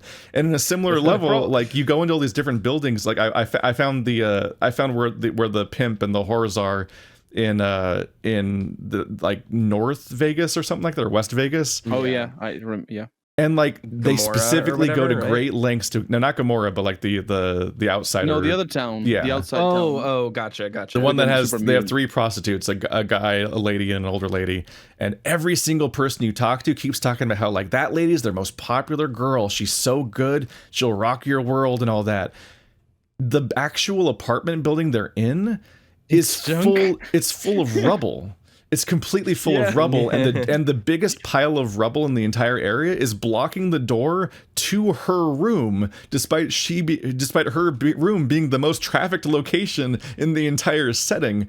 And like you go into her bathroom and the fucking like the tub is upside down and there's a giant pile of rubble filling the bathroom, even though the ceiling is not collapsed, so you don't know where the rubble came from. Like just basic. They brought it in. It's artificial rubble. Yeah, like to make it post-apocalyptic. Otherwise, they wouldn't know. And like her bed and her furnishings are all nasty. Her entire floor is covered in like a random scattering of like newspapers and plastic wrappers. And I'm like, she is the premier prostitute of this entire neighborhood, and this is where everyone fucks. Like I can't even process. Like it's 100% like, bitch, you live like this, the meme. But she's like the character that is specifically popular, and like you're gonna tell me that people are picky about looks, and they gossip in mean ways about the older prostitute and keep hyping up this prostitute left and right, but this is the room it all takes place in. And I'm like, I'm so fucking horrified. I'm like, you cannot play a Bethesda game for 5 seconds thinking about how human beings live and exist, and then reconcile that with the fact that Fallout is a setting that has been like this for literal decades, and these are what the rooms and places like. Like when you explore abandoned places full of ghouls and shit, that's what it should look like. But places that people live in right now, and you're like, I like to sleep on this pile of concrete on my bed. It really helps with my back. I'm like, what the fuck? You guys, how did you guys ever tell yourself this was environmental storytelling? Jesus Christ! Like it's all akin to like skeletons. Yes, it's all akin to how like the Red Rocket at the beginning of Fallout 4, because they never learned, is a manned establishment that serves people food and has skeletons in the booths. Yes. Yeah. 100%. And like the trailer for Starfield, well, not trailer, but like the one of the announcement videos where they talk about the priorities for Starfield. They mentioned, we're famous for our environmental storytelling. I had that video on my second screen. I paused the video and went back to it to see what they were showing as they said we're famous for our environmental storytelling. Of course, it was plastic skeletons that they were showing. I knew that in advance. Oh, I thought you were saying you were streaming this game and you keep cutting to that quote every time you see like plastic skeletons or something. I thought I was just doing some other stuff. I just noticed. Oh wait, it said environmental storytelling. That would just be a good gag. Yeah, I do. They piss me off. It's like the equivalent of the "it just works" quote, except actually saying something, because that's just a boring meme. Yeah. I mean, I think too. But I the think thing like is, there are good moments. But if no issues plastic that they're skeletons, there aren't. Because the moment you start thinking about it, like any situation where environmental storytelling, or any game rather, where environmental storytelling is mechanically relevant, which and by that I mean, when it actually matters, when it's not just aesthetics. Because of course, Bethesda wouldn't be a Bethesda game wouldn't be a Bethesda game without plastic skeletons, because the aesthetics. But if it's a mechanically relevant thing like Prey, for example, environmental storytelling just assumes a very innate and sort of like intuitive kind of nature. People understand what it is. People know what it is. You look at a table that's flipped up or flipped upside down, somebody got pissed off. Or maybe there's a chessboard on the floor. You can tell what's going on by looking at the stuff. That's like basic 101. Yes. Prey is full of environmental storytelling TM actually, and it's incredible. Fallout is full of random clutter that somebody made as fast as possible because they had to get this done. Yeah, that's true. Yeah. And they only had 3 assets to mash together and reorganize slightly. Yeah, what I was going to say about environmental storytelling in these games is that sometimes there will be the presence of competent either environmental story or storytelling or quest lines. That's what people remember is they'll be like, I was walking around Zion and I saw a camp that had like some trash outside of it and like a smoking fireplace instead of a regular fireplace. And then I went inside and I followed like a wire, which is weird. Why was there a wire rigged out here? All the way down to a terminal, and then I found Ulysses's terminal. Okay, like that was like a little thread that I pulled, and that's useful. That's relatively clever. It does exist. And good. They remember that.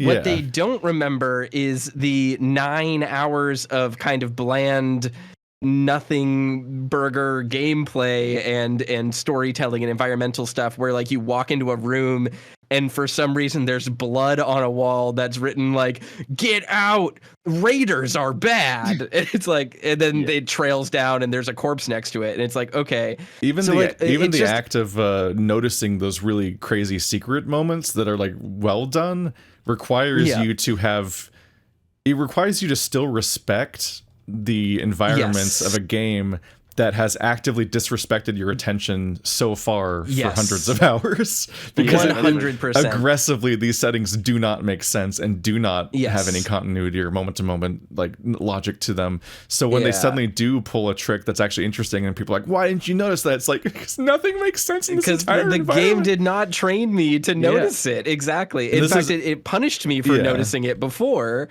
And this is what leads to me the like fear jokes. And hunger issue of it all. Yeah, like this is what leads to my jokes of like the bookshelf test, which is like a tongue-in-cheek thing that I do with the environment of games where I'm like, look, let's see whether or not the bookshelves make any sense, or if the books make sense, or even if just the asset of like, if you look at the bookshelves in general, just like scans as being sensical. And the funny thing is that oftentimes you look at bookshelves, you'll see like half the books literally are printed backwards, or like or there'll be an entire bookshelf that's spine in instead of spine out, or just bizarre like, oh, we have one bookshelf, we have one asset of books, and we copy pasted it, and to break it up, half of them are projected backwards and half of them are spine in to make it look like we have 3 assets instead of 1.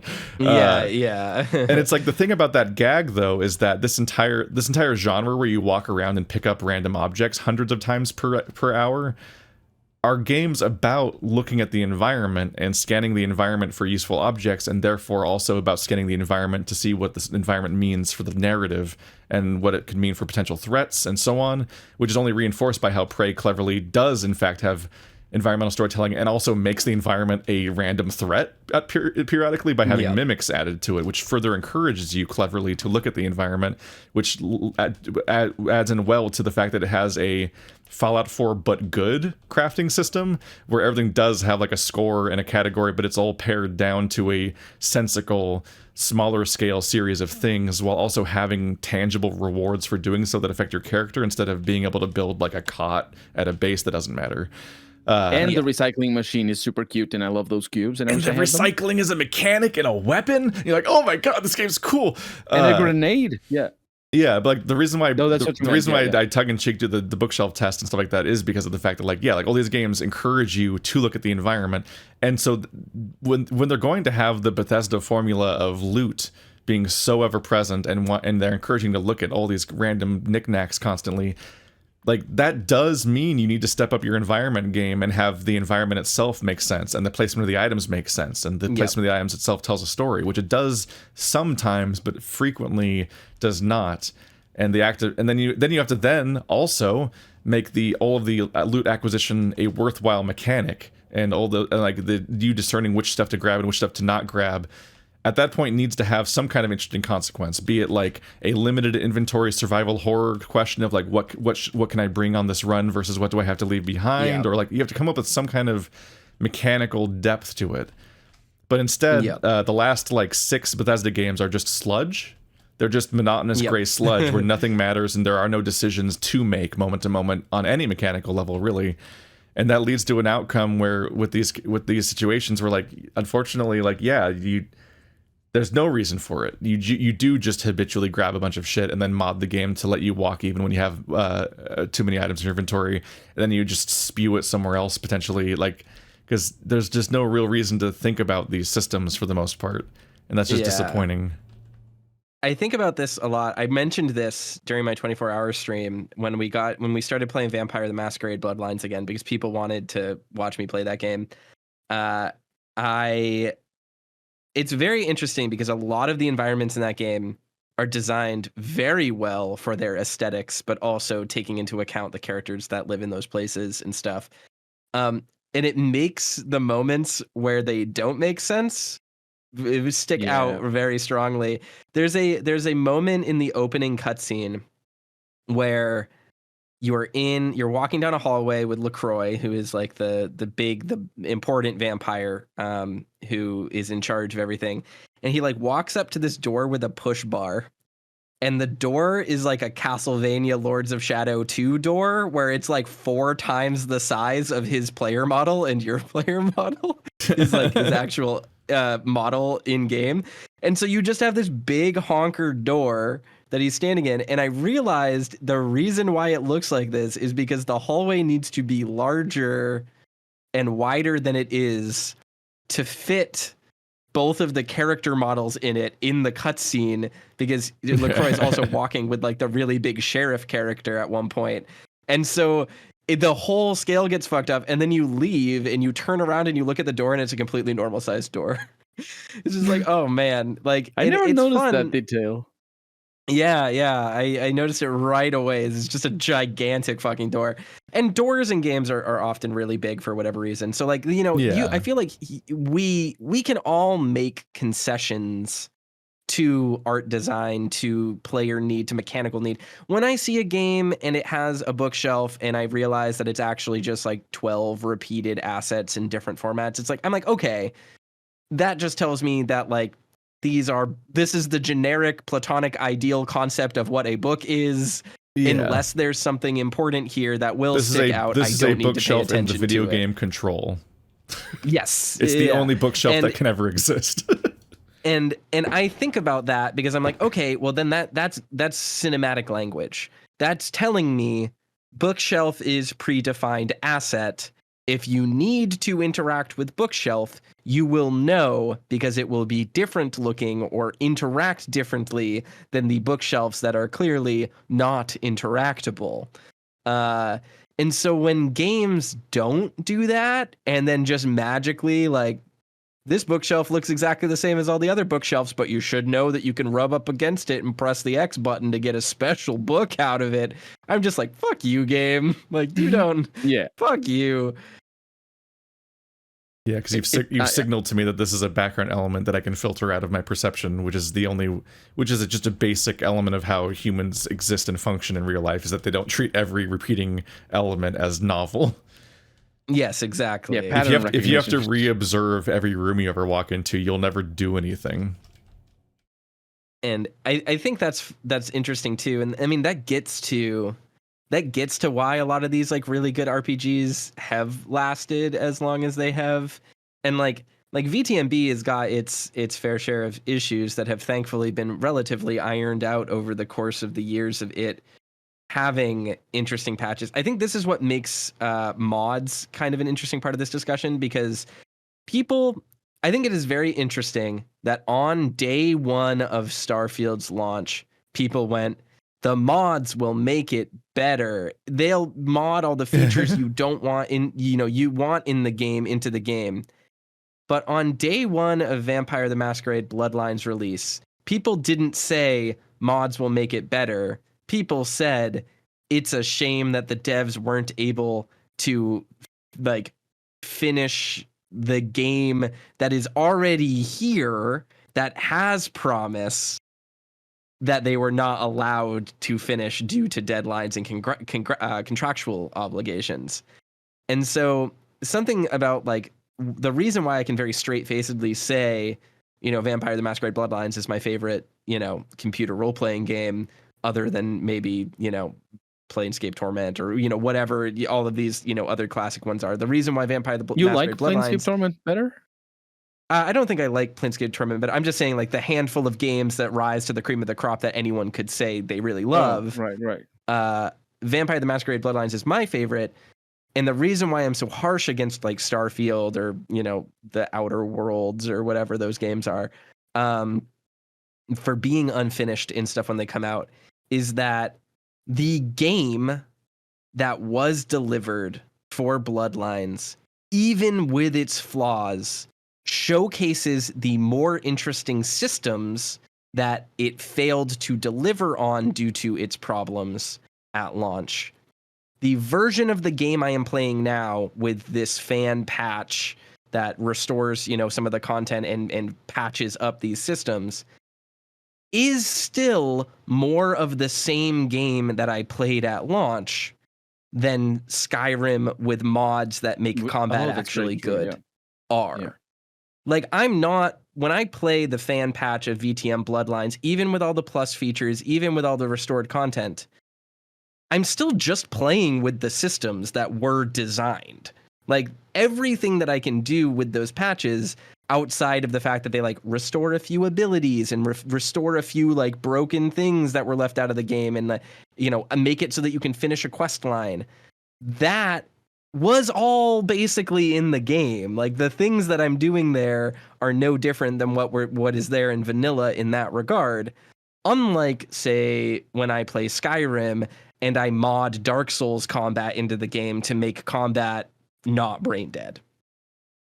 And so that's why I'm so irritated with stuff like Starfield, where people are like, the mods will make it better. Well, you like Vampire the Masquerade Bloodlines. That's a buggy game. Why did you give that game a pass? And it's like, I'm not giving that game a pass. That game was better.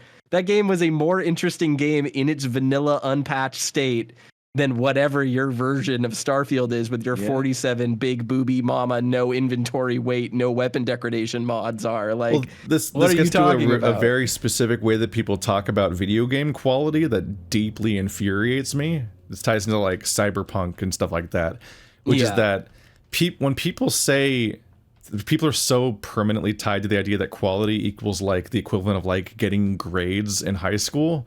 Like, you are like, everything is inherently perfect, and then everything you do wrong is a detraction from that score. You take penalties, and so like things that are wrong with a game are why a game doesn't have a good score or something like that. So like, at least this bizarre way of talking about games where glitches and things being broken are what's wrong with the game, and the absence of glitches and things being broken is what's good about a game. And so when people talk about a game being good, they talk about, when people talk about a game being bad, supposedly, they immediately like auto-correct that into meaning that it's glitchy.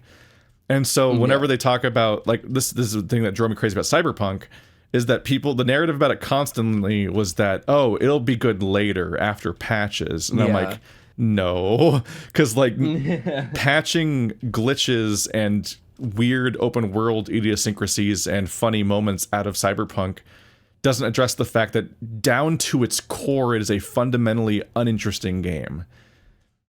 Like, definitely, it completely drops its story and shatters it. But most importantly, the entire game has basically no mechanically interesting things to do. It's not going anywhere. It does not have, you are not making systems any decisions worth engaging with. It just fundamentally is a bad RPG because they didn't make a good RPG. It is not the presence of glitches. It is the absence of quality, and quality patches, like polishing patches, don't address that. And so like when you compare the idea of modding Vampire the Masquerade or at some points New Vegas to make them, or KOTOR 2 to make them less broken and more complete, that is not comparable to the idea of taking a basically blank slate like a Bethesda game and trying to mod it into being actually engaging. Those are completely different goals addressing completely different problems, and one of them is a lot more successful because you can fix glitches of a bad game, of a good game, much more easily than you can try to make a bland game interesting by trying to essentially bolt a different game into it, which is what happens with these Bethesda games, like or Cyberpunk. Like there's just nothing there to begin with. And the fact that the police act weird isn't the problem. them adding a slightly different police behavior doesn't address the fact that like the game was never and will never be good. It is the biggest problem. Oh, go on. Sorry, I was just gonna add a caveat to that. I think there are some people who play games like Cyberpunk and like Skyrim who just do not care one iota about any plot line, any storyline, nothing. It's they might even skip dialogues that are crucial main storylines. It doesn't matter, and to the point where they like the concept of stopping, not thinking about the game at all after you finish it is just a normal thing to do for a lot of people. And I think that's fine to enjoy games like that. But I also think that sort of people are the ones that are easiest to, those are probably the ones that are going to be convinced by an argument that, it's going to be fixed later, so it's going to be good. Because I'm sure Cyberpunk is a fun game if you just want to engage with the systems. But what you're saying is absolutely true. I agree with you on your criticisms of Cyberpunk. One of the things that I think about with Cyberpunk, and the thing that immediately made me go, I don't like this game, is basically I was like, I'm going to play some stealth and I'm going to see like how the immersion and the immersive sim elements of this game that have been so hyped up are. I got a review copy of this game, by the way, so this is my official feelings on it. This is the review. Which means you can CD disregard his Projekt opinions paid me to as say being. This. You can disregard him as a games journalist. I knocked out an enemy, and then it was like hide the body. And then I turned immediately to the right of where the enemy was, and there was a dumpster. And I put the body in the dumpster because the prompt came up to put the body near the dumpster. And then there were no line of sight issues, and I could just, my whole me playing stealth in this immersive sim environment was, I pushed 2 buttons. I walked up behind someone and I pushed the kill, the stealth kill button. And then I pushed the put them in the receptacle for bodies so that they can't be found button. And that was it. And I didn't even need to find the box. It was just right there. And I played for another 15 hours. And every single time there was someone to knock out, the perfect receptacle and solution to their body being a potential liability and a trade-off for me playing stealth was right next to them. Every single time. Every single time it happened. And I just there was never a point in the game where the game said, hey, Toaster, think about what you're doing. Think about the trade-offs. It was just, hey, Toaster, here are the buttons for you to push. It was like someone put a keyboard in front of me and said, it's not connected to a computer. You can just push the buttons on it and imagine that you're having a fun time. And I went, so the entire game was one of Wheatley's test chambers. Exactly. We're like, do it. Here's the room where you win. Just you finish the chamber. There you go. You did it. Do it again. I think one of the problems, at least with that particular instance, is that a lot of them are like a lot of those buildings or instances where you would stealth have that in mind, and so they just assume that if you're gonna stealth, well, you gotta hide the body somewhere. So every time you would ever want to do stealth, there's always someone who thought that and put things in there to facilitate that. And it's weird because every area feels like it's built to be solved in a certain way by certain different methods. But because they're built like that, it means you can just do whatever you want. Yeah, you could stealth. There's no consequence. It can't even achieve a Batman Arkham Asylum level of well, here's a little puzzle box of room to kind of unpack about okay, you can stand in these places and these spots are takedown spots and these characters are patrolling and what order you to go after them in or what consequence will there be there for fucking up and is there an event that attaches that spot to that spot? That's basic stealth gameplay. That's Metal Gear Solid. Well, yeah, because increasingly AAA games do not have systems or goals. They just have levels that you are rewarded for doing the one thing in. Yeah. I mean, what Andrew is saying is true. They are designed so that all, things are functional. But what bothers me is that rather than being designed holistically as okay, well, if you want to do stealth here is how you do it perfectly. Here's, there's a dumpster on the other side of the room and you have to wait and engage with the enemies that are patrolling. The answer is always, well, there's a box right here. And as a result, it stops feeling like a game that has been designed by people who are too conscious of the players, and instead feels like every single interaction in every single space in that game was designed by a different team member who did not know what anyone else was doing, and thus had to account for all options in their single micro interaction. So this it's is like, my dumpster. It was made for me. Yes, exactly. When They're you like, were born all right, well, in the cyberpunk universe, you just have a dumpster somewhere in that city, and the Exactly. moment you walk near it, you'll be stealth takedown and put in that dumpster. And it was Exactly. it was literally made for you as a person. Enjoy that existential horror. That's more interesting than anything that happened in the fucking game. Exactly. And so like that's what bugs me about all these big open world games is, as you said, Keith, like they're systemsless.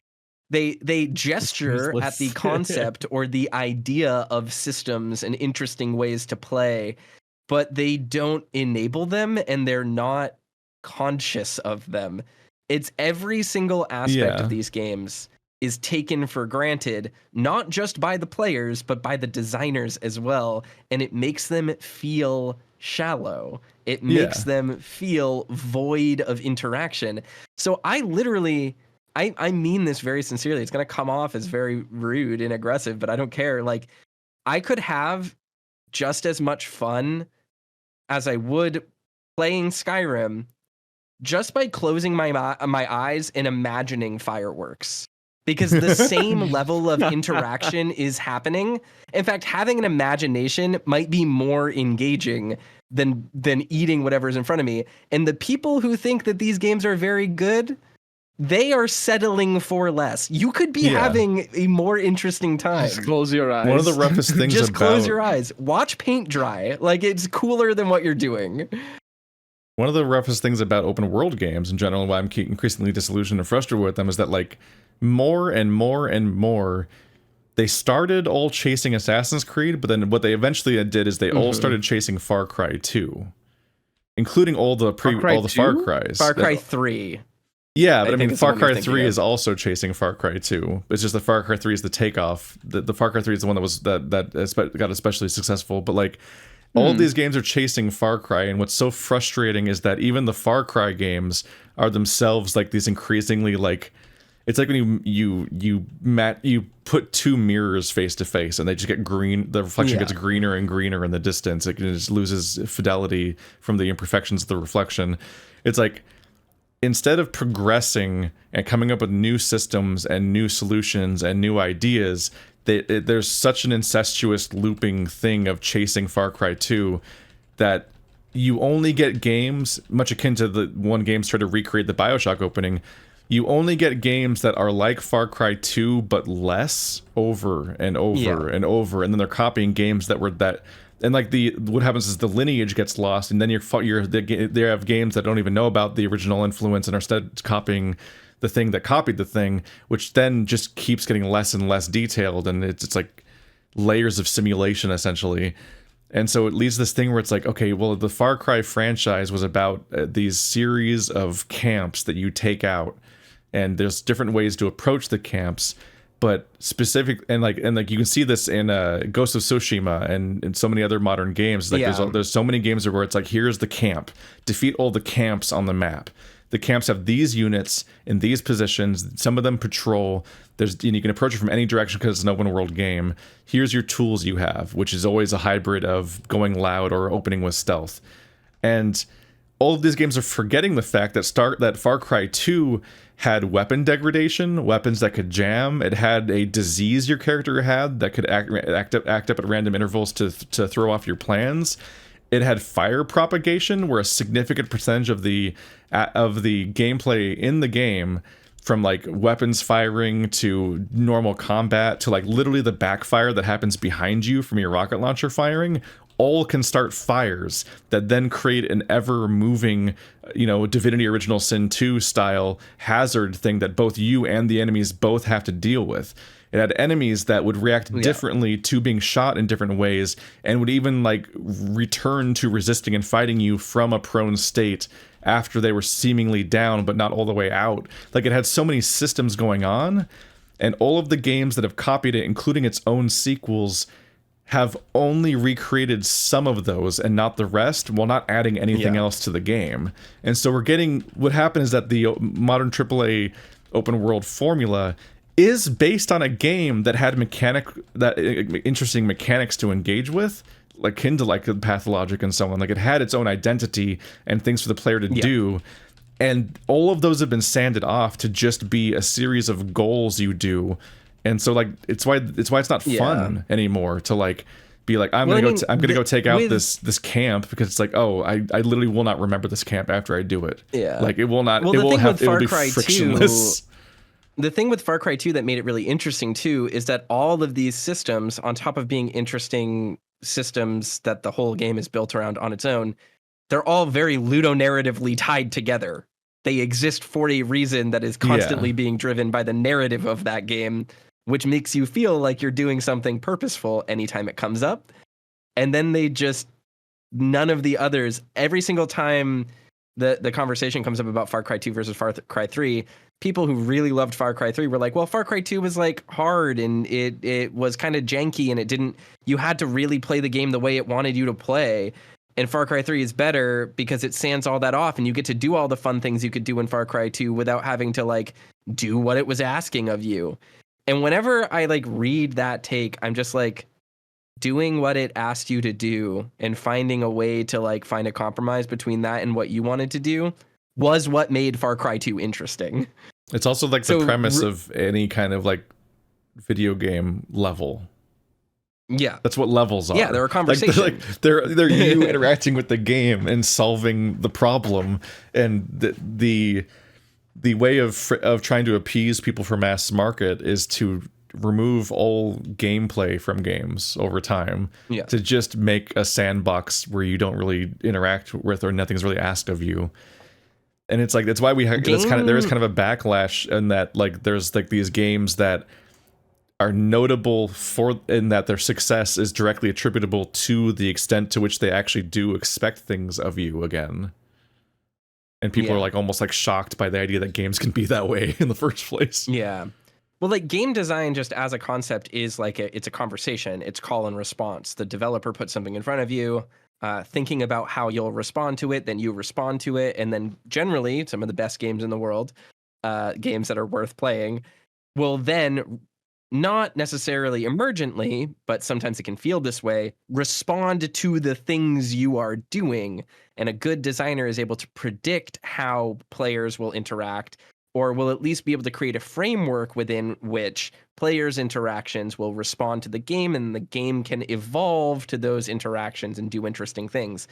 And that doesn't necessarily even mean randomization. Like, there are examples of games that are just like, level 1, you learn a mechanic. Level 2, you test the mechanic. Level 3, it introduces an obstacle to that mechanic that you then need to figure out how to deal with. Like, that's just game design 101. And more and more and more, I feel games are just not evolving from that level 1.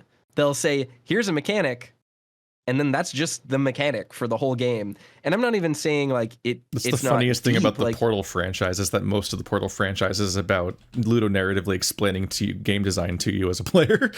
Yes, exactly. It's extremely funny. And like it's just really frustrating to me. You know, there can be core mechanics in games that don't need to evolve over the course of a game. If something works, it works, right? It's exhausting to constantly be met with these games that people are like, it's bigger and it's badder than it's ever been. It's the coolest game ever, and the systems are so deep. And then I go to engage with them, and it's like, oh, I guess I can set the grass on fire, and nothing seems to really interact with that. Okay, well, it will do damage to me. I guess I can take damage. Everything else does damage to me too, huh? Well, that was one-dimensional. Like that whole experience is so exhausting to me as someone who likes these engaging games that it's really hard for me to get drummed up about Far Cry 27. This time the map is 30 miles bigger. Like, it's like, great. Unfortunately, the map is going to feel just as empty as the last one because there's nothing to fucking do in it. Did you experience the existential nightmare that is playing Far Cry 5? No, of course not. I haven't bought an Ubisoft game in forever. Far Cry last 5 Ubisoft game. was so fucking brutal because it took all of the sanding off of everything and made it so the whole thing was a frictionless nothing, but also added skydiving, which is like exciting for a moment, but ultimately it just means that you can fall from this. You can just press a button to fast travel, but you fast travel into the skybox above your objective and dive at it. That's just what you do over and over again. It's Fortnite with bots. And that's what you're making it sound yes, like. yeah, it's Fortnite with bots. You're playing Yes, actually, Fortnite bots are more dangerous. but yes, no, it really is like playing bot matches of Fortnite, where you're just in a big open map and you keep airdropping over and over again, and then the enemies are just like a nothing sludge. But no, what was so brutal about Far Cry 5 is that they managed to remove pacing from the experience on top of everything else. Like, they're only removing everything else over time, like to the point like the game still has no mechanics. They've sanded them all off since 2, but now also the game doesn't have like escalation and de-escalation of stakes, because Far Cry 5 will fucking spawn enemies to attack you on a timer for the entire playthrough. And I don't mean like Fallout New Vegas. I don't mean Fallout New Vegas, a faction's mad at you, so like once every 2 hours a hit squad shows up. I mean like every minute or so more enemies come after you. So like to the point where like there are moments where you can like walk over and see like these characters interacting, or this little bit of quote unquote environmental storytelling, and you can't even like take a moment to process any of the level design or things happening around you, because inevitably a fucking jeep will just show up and people start shooting at you out of nowhere because they just are always coming after you and finding you. So it's like it's not even about. That's the same. That's the same as what happens with that shooter, the other shooter from Ubisoft. It's fucking Vampire Survivors, what it is. What is it called? I'm gonna say. Yeah, it does. Yeah, Ghost Recon Breakpoint. Ghost Recon Breakpoint does the same thing. It's basically Ghost Recon. I played Far Cry 5. It turns out it's just under a different name. I remember. Yeah, what was both Ubisoft games. So it's the same thing. The same design philosophy of just removing every element of the game over time, except the pay to win mechanics. You still have a shop that you can buy. You can pay to win. But sure, get your pre-order cosmetics for the game that's just a continual combat sludge for every second of its experience. No. Not just cosmetics. You also get time savers, which are called cheats. They're cheats. Yeah, pay to play the game less. Yeah, or just cheat at it by having more. Apparently, experience. you don't like a game enough to play it all the way. So here's a way to pay more to play it less, because you're so tied to the hip.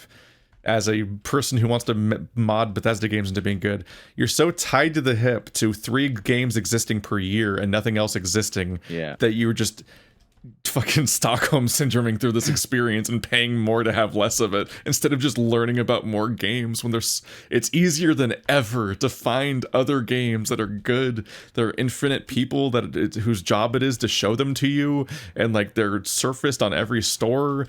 Indie stuff is more around than ever. There's just but Steam a lot more than they were. Like there's so many opportunities to just find games and try them out and play them, instead of being the equivalent of like the guy who just buys Madden every year, but for shooters.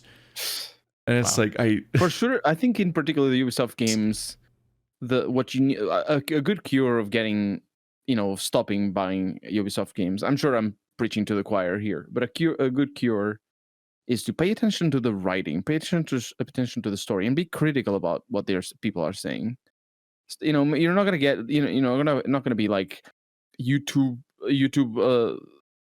essay level kind of critique, and all of a sudden just start coming up with this is actually some Foucault philosophy, whatever. You're not gonna do that, but pay attention to the writing, and it's gonna piss you off. I promise. I'm never gonna outlive these panopticon accusations. My big thing is just like, think about what games are making you do. And I don't mean that in a like BioShock. What if you're just listening to orders, or like, what if you're the villain actually? Like, that's not what I mean. I just mean like when a game, pay attention to what a game is making you do and see if it aligns with what you're doing. For example, if a game tells you these choices are really hard and there's going to be really big consequences, and then the reward is you get some gold and some negative karma, or you get a cool gun and a companion and some positive karma. then maybe consequences aren't as bad as the game is telling you and implying you would have to deal with. And maybe that game isn't actually very well written or very well designed. Wow. Shots fired at Fallout 3 and Fallout 4. Yeah. Fallout 4 is a terrible video game. And if you like it, get better standards. Get higher standards, please. That's all I'm saying about that. But it's so many hours, Toaster, and you can systematically minesweeper across the map to find more icons that say you can go into a building to read emails. But you know what I like? I really like the smell of gasoline out of the muffler of a car, but you don't see me turning my car on with the garage door closed. That's all I'm saying. Have higher standards. Also, play things that are better than Fallout 4. Do you like the smell of gasoline? Is this? I really like the smell of gasoline. Is this for the Toaster character sheet? We need to update the refs. I do. My point is that's for your throat. My point is, people like heroin. It doesn't make it good for you. Okay. Like heroin gets a bad rap. Let's no. What I'm saying is that people like bad things. Liking them does not make them not bad. I'm sorry. That was a callback. This podcast is going to get me in trouble. What is up with Bethesda and their obsession with having robot characters that talk for more than 10 minutes right in the first starting hours of the game? Fallout 4 does it. Yeah. And Starfield does it as well. And it doesn't do it in an interesting way, like Claptrap or something. Claptrap was bad; it wasn't very good. But for who cares? It was still better than Cogsworth or whatever his name is. That's for 2 hours in Fallout 4. I don't know. It's quirky. I think that's the thing. This kind of ties into what we have been talking about, specifically about the post-apocalypticness of Bethesda games or Fallout, Bethesda's Fallout.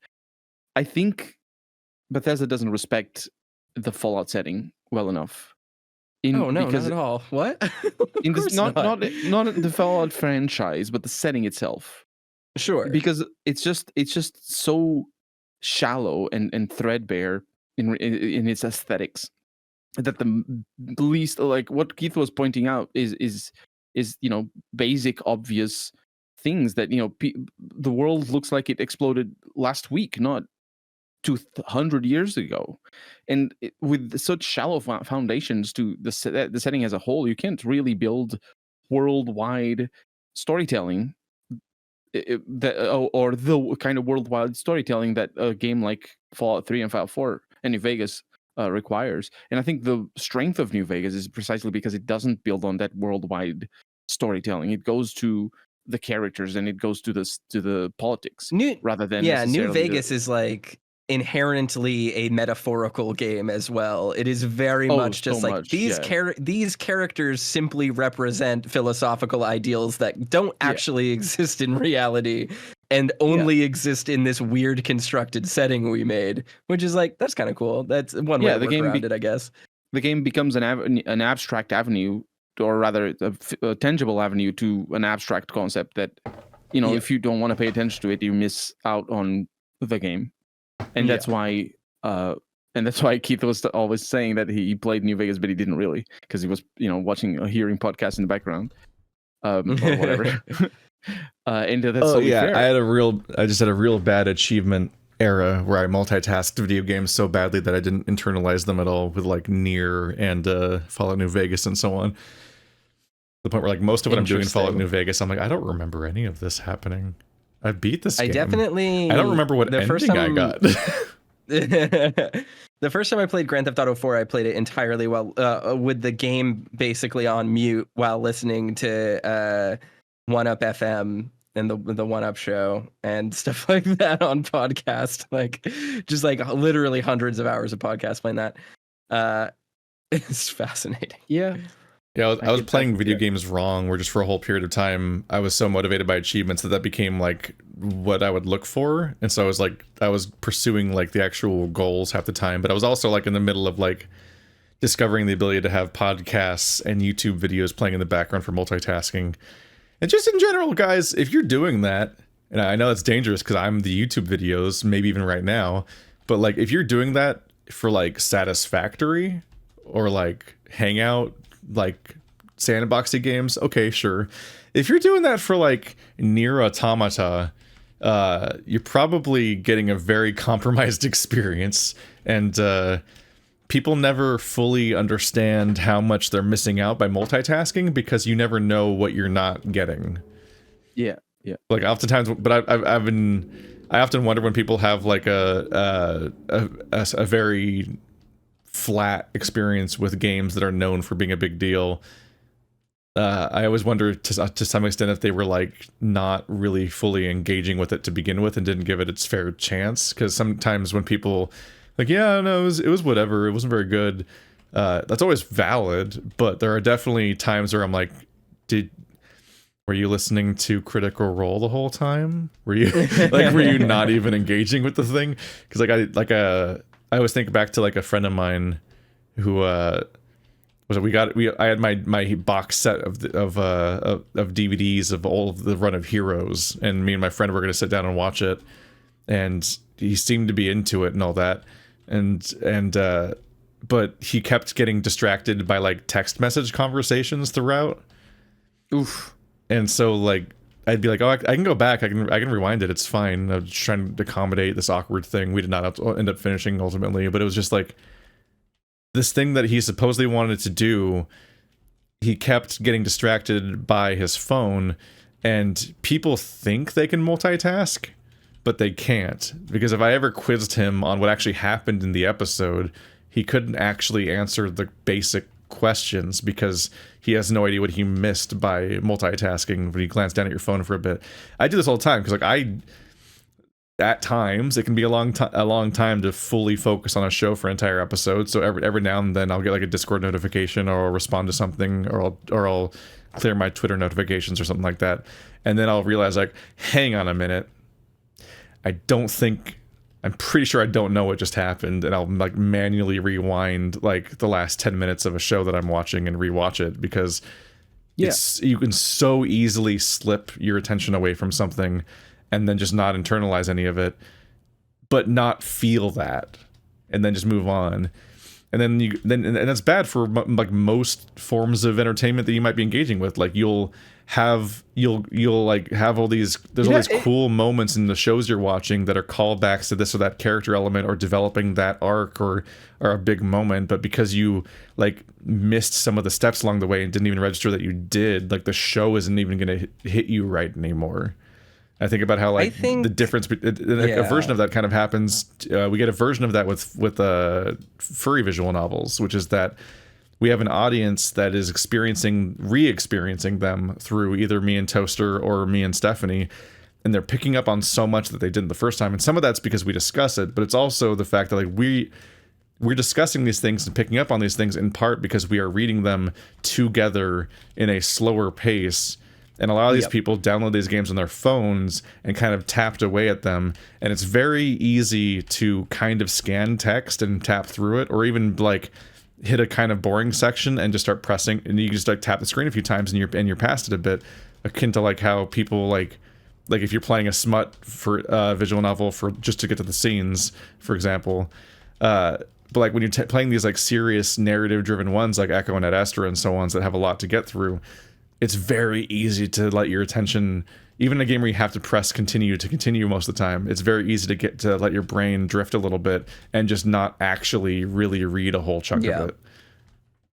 I think this is all true. I sort of disagree in some regards, which is I think people are actually better at multitasking than they think they are, but I think they apply it incorrectly. And what I mean by this is people have a very bad barometer for figuring out what needs attention and what is superfluous. And I think this is really exemplified by both the way media is created nowadays and also the types of media that people consume. And a really great example of this is anime.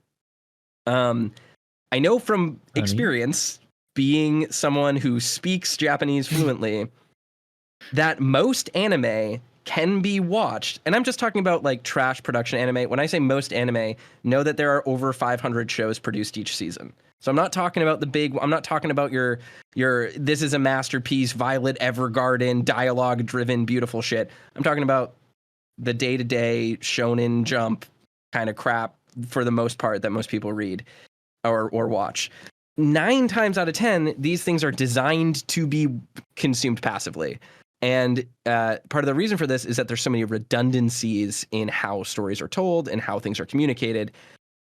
I can watch most anime at 2 times speed on a second monitor and not miss a fucking beat, because anytime something is explained or is important or anything that needs to be remembered or anything that is meaningful is going to be telegraphed to the point where like the characters will say the proper noun 3 times in a row, and then someone's dialogue will summarize it, and then the music will swell and I look over and I see it, and then that's how it works. I'm not going to fucking do that when I'm watching Yellow Jackets. You know what I mean? Like, there's a difference between the 2 different modes of conversation and the 2 different modes of media.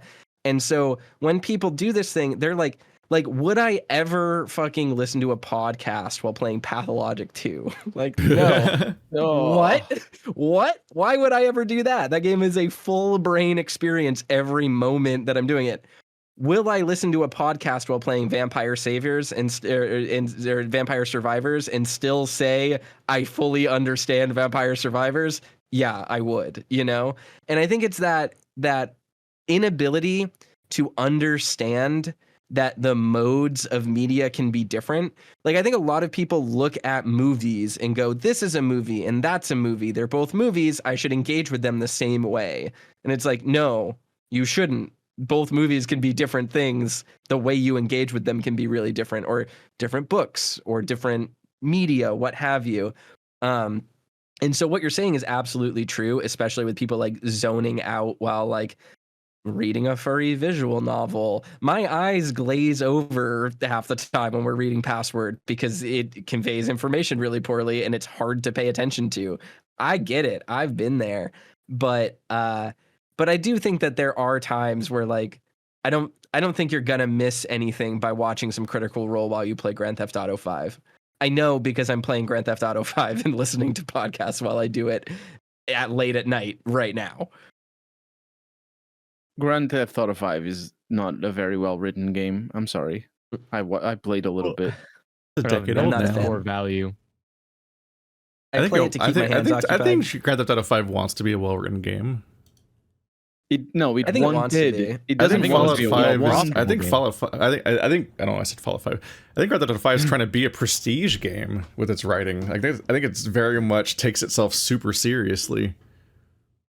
It does. I mean, but it's a comedy. It's a comedy, so I don't know if I would say it takes itself super seriously, but I think the story does. With the gravity it gives to its character arcs and their setups and so on, and like how especially especially the main character and so on, or the kind of main character. There's no nuance. It's very it very much wants to be like at the time it was going for being the best written game. Yeah, sure. I mean, but what I'm saying about this is that that's all in cutscenes. So like, if I'm listening to a podcast while I play, I don't miss anything about Trevor's character or any of these other things. Like, Franklin's character is not lost on me because very little is actually conveyed through the moment-to-moment gameplay outside of you're doing a bad mission, someone in the car made fun of me. Like, there's not a ton of super deep ludonarrative being lost there. I just need to pay attention during cutscenes for the most part. Sure, yeah, things have different modes of gameplay. Like, even Pathologic, a significant amount of Pathologic, especially the Haruspex playthrough of Pathologic 1, I directly associate with Philosophy Tube's voice. Because I would play because like I already beat the Bachelor storyline, so I'm now better at Pathologic. I understand its systems better. I can optimize time better, and it led to a thing where it's like, well, a not insignificant amount of Artemis' playthrough is optimizing herb picking and like organ harvesting and so on. And so if I start repetitively breaking into the same houses or repetitively checking the same field over and over again, I'm not going to film that part for the playthrough. I'm going to go ahead and skip over that part until the morning and the next storyline start. And so that would become like a kind of busy work podcasty moment, even though it's Pathologic. Yeah, I think that's where Pathologic 2 improves on the first game the most. Besides by not having a second campaign. No. Oh, well, it has the second one. It has it just, I think, making it so that the midnight is not a breaking point, is just everything is fluid, means that you don't have dead time. Oh yeah, Like, Pathologic it's so much 1, more fun. Pathologic 2 had more long-term goals because it had storylines that would be around for 4 days at a time, so you were juggling more things to deal with. It also just had more threats and more things that added frictions and that you more couldn't. quests. Like Pathologic 1, for as chunky and challenging as it is in many cases, it does offer a fair number of relatively like once you get into it, there are definitely routines you can just set into that are beneficial to do and that aren't that hard to execute, and that can kind of just become filler time that detracts from the tension and experience. But at that point, it has already accomplished the goal of getting you to even beat it once, to be that in tune with some of the stuff, which is its own accomplishment. But yeah, especially then if you survive all the way to the third campaign, by the time you're in the middle of Clara's campaign, you're kind of like, why am I doing this? why am I still here? Even the game isn't fully here with me. I feel like the game, like I showed up and the game didn't, to some extent. It's almost poetic that Pathologic 2 is struggling to finish its other campaigns, because it's the sequel to, it tried to remake a game in higher fidelity with better systems that itself didn't finish having 3 campaigns to begin with. Yeah. I never finished the last campaign of the first Pathologic. Oh, it's not worth it. Not really worth it. Yeah. I think it's got some cool revelations near the end, but it's not like mechanically interesting. It is famously unfinished. Like after day 4, they ran out of time and they just shipped it with all the narrative stuff basically just sitting in the game. Yeah. Clara's campaign essentially has like 1 story mission per day. And then it repeats the same side missions every day.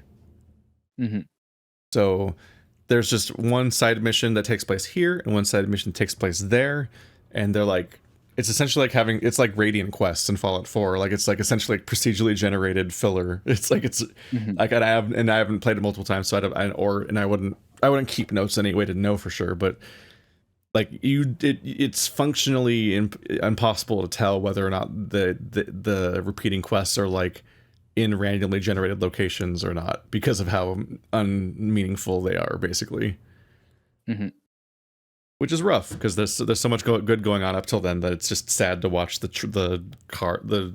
tires just fall off the truck, and you're like, well, fuck. Here we go. Yeah. Speaking of the tires falling off the truck, it's 3 hours after starting time, so we got to stop and let Colonel go to bed. Good. This podcast is over. Subscribe to Noel Playing Games. Link in the description. There's nothing there yet, but there will be. And so, what, be there first.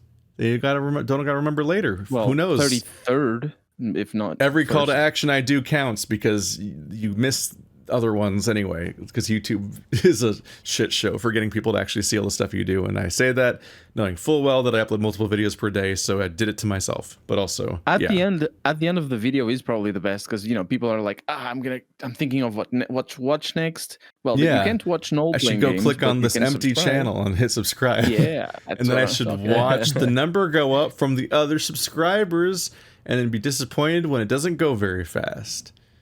Call to actions are a struggle. See you guys later. Be the change you want to be in the world. The other way around. Which one is it? This was our Girl Boss Gatekeep Gamer episode. Finally. Bye.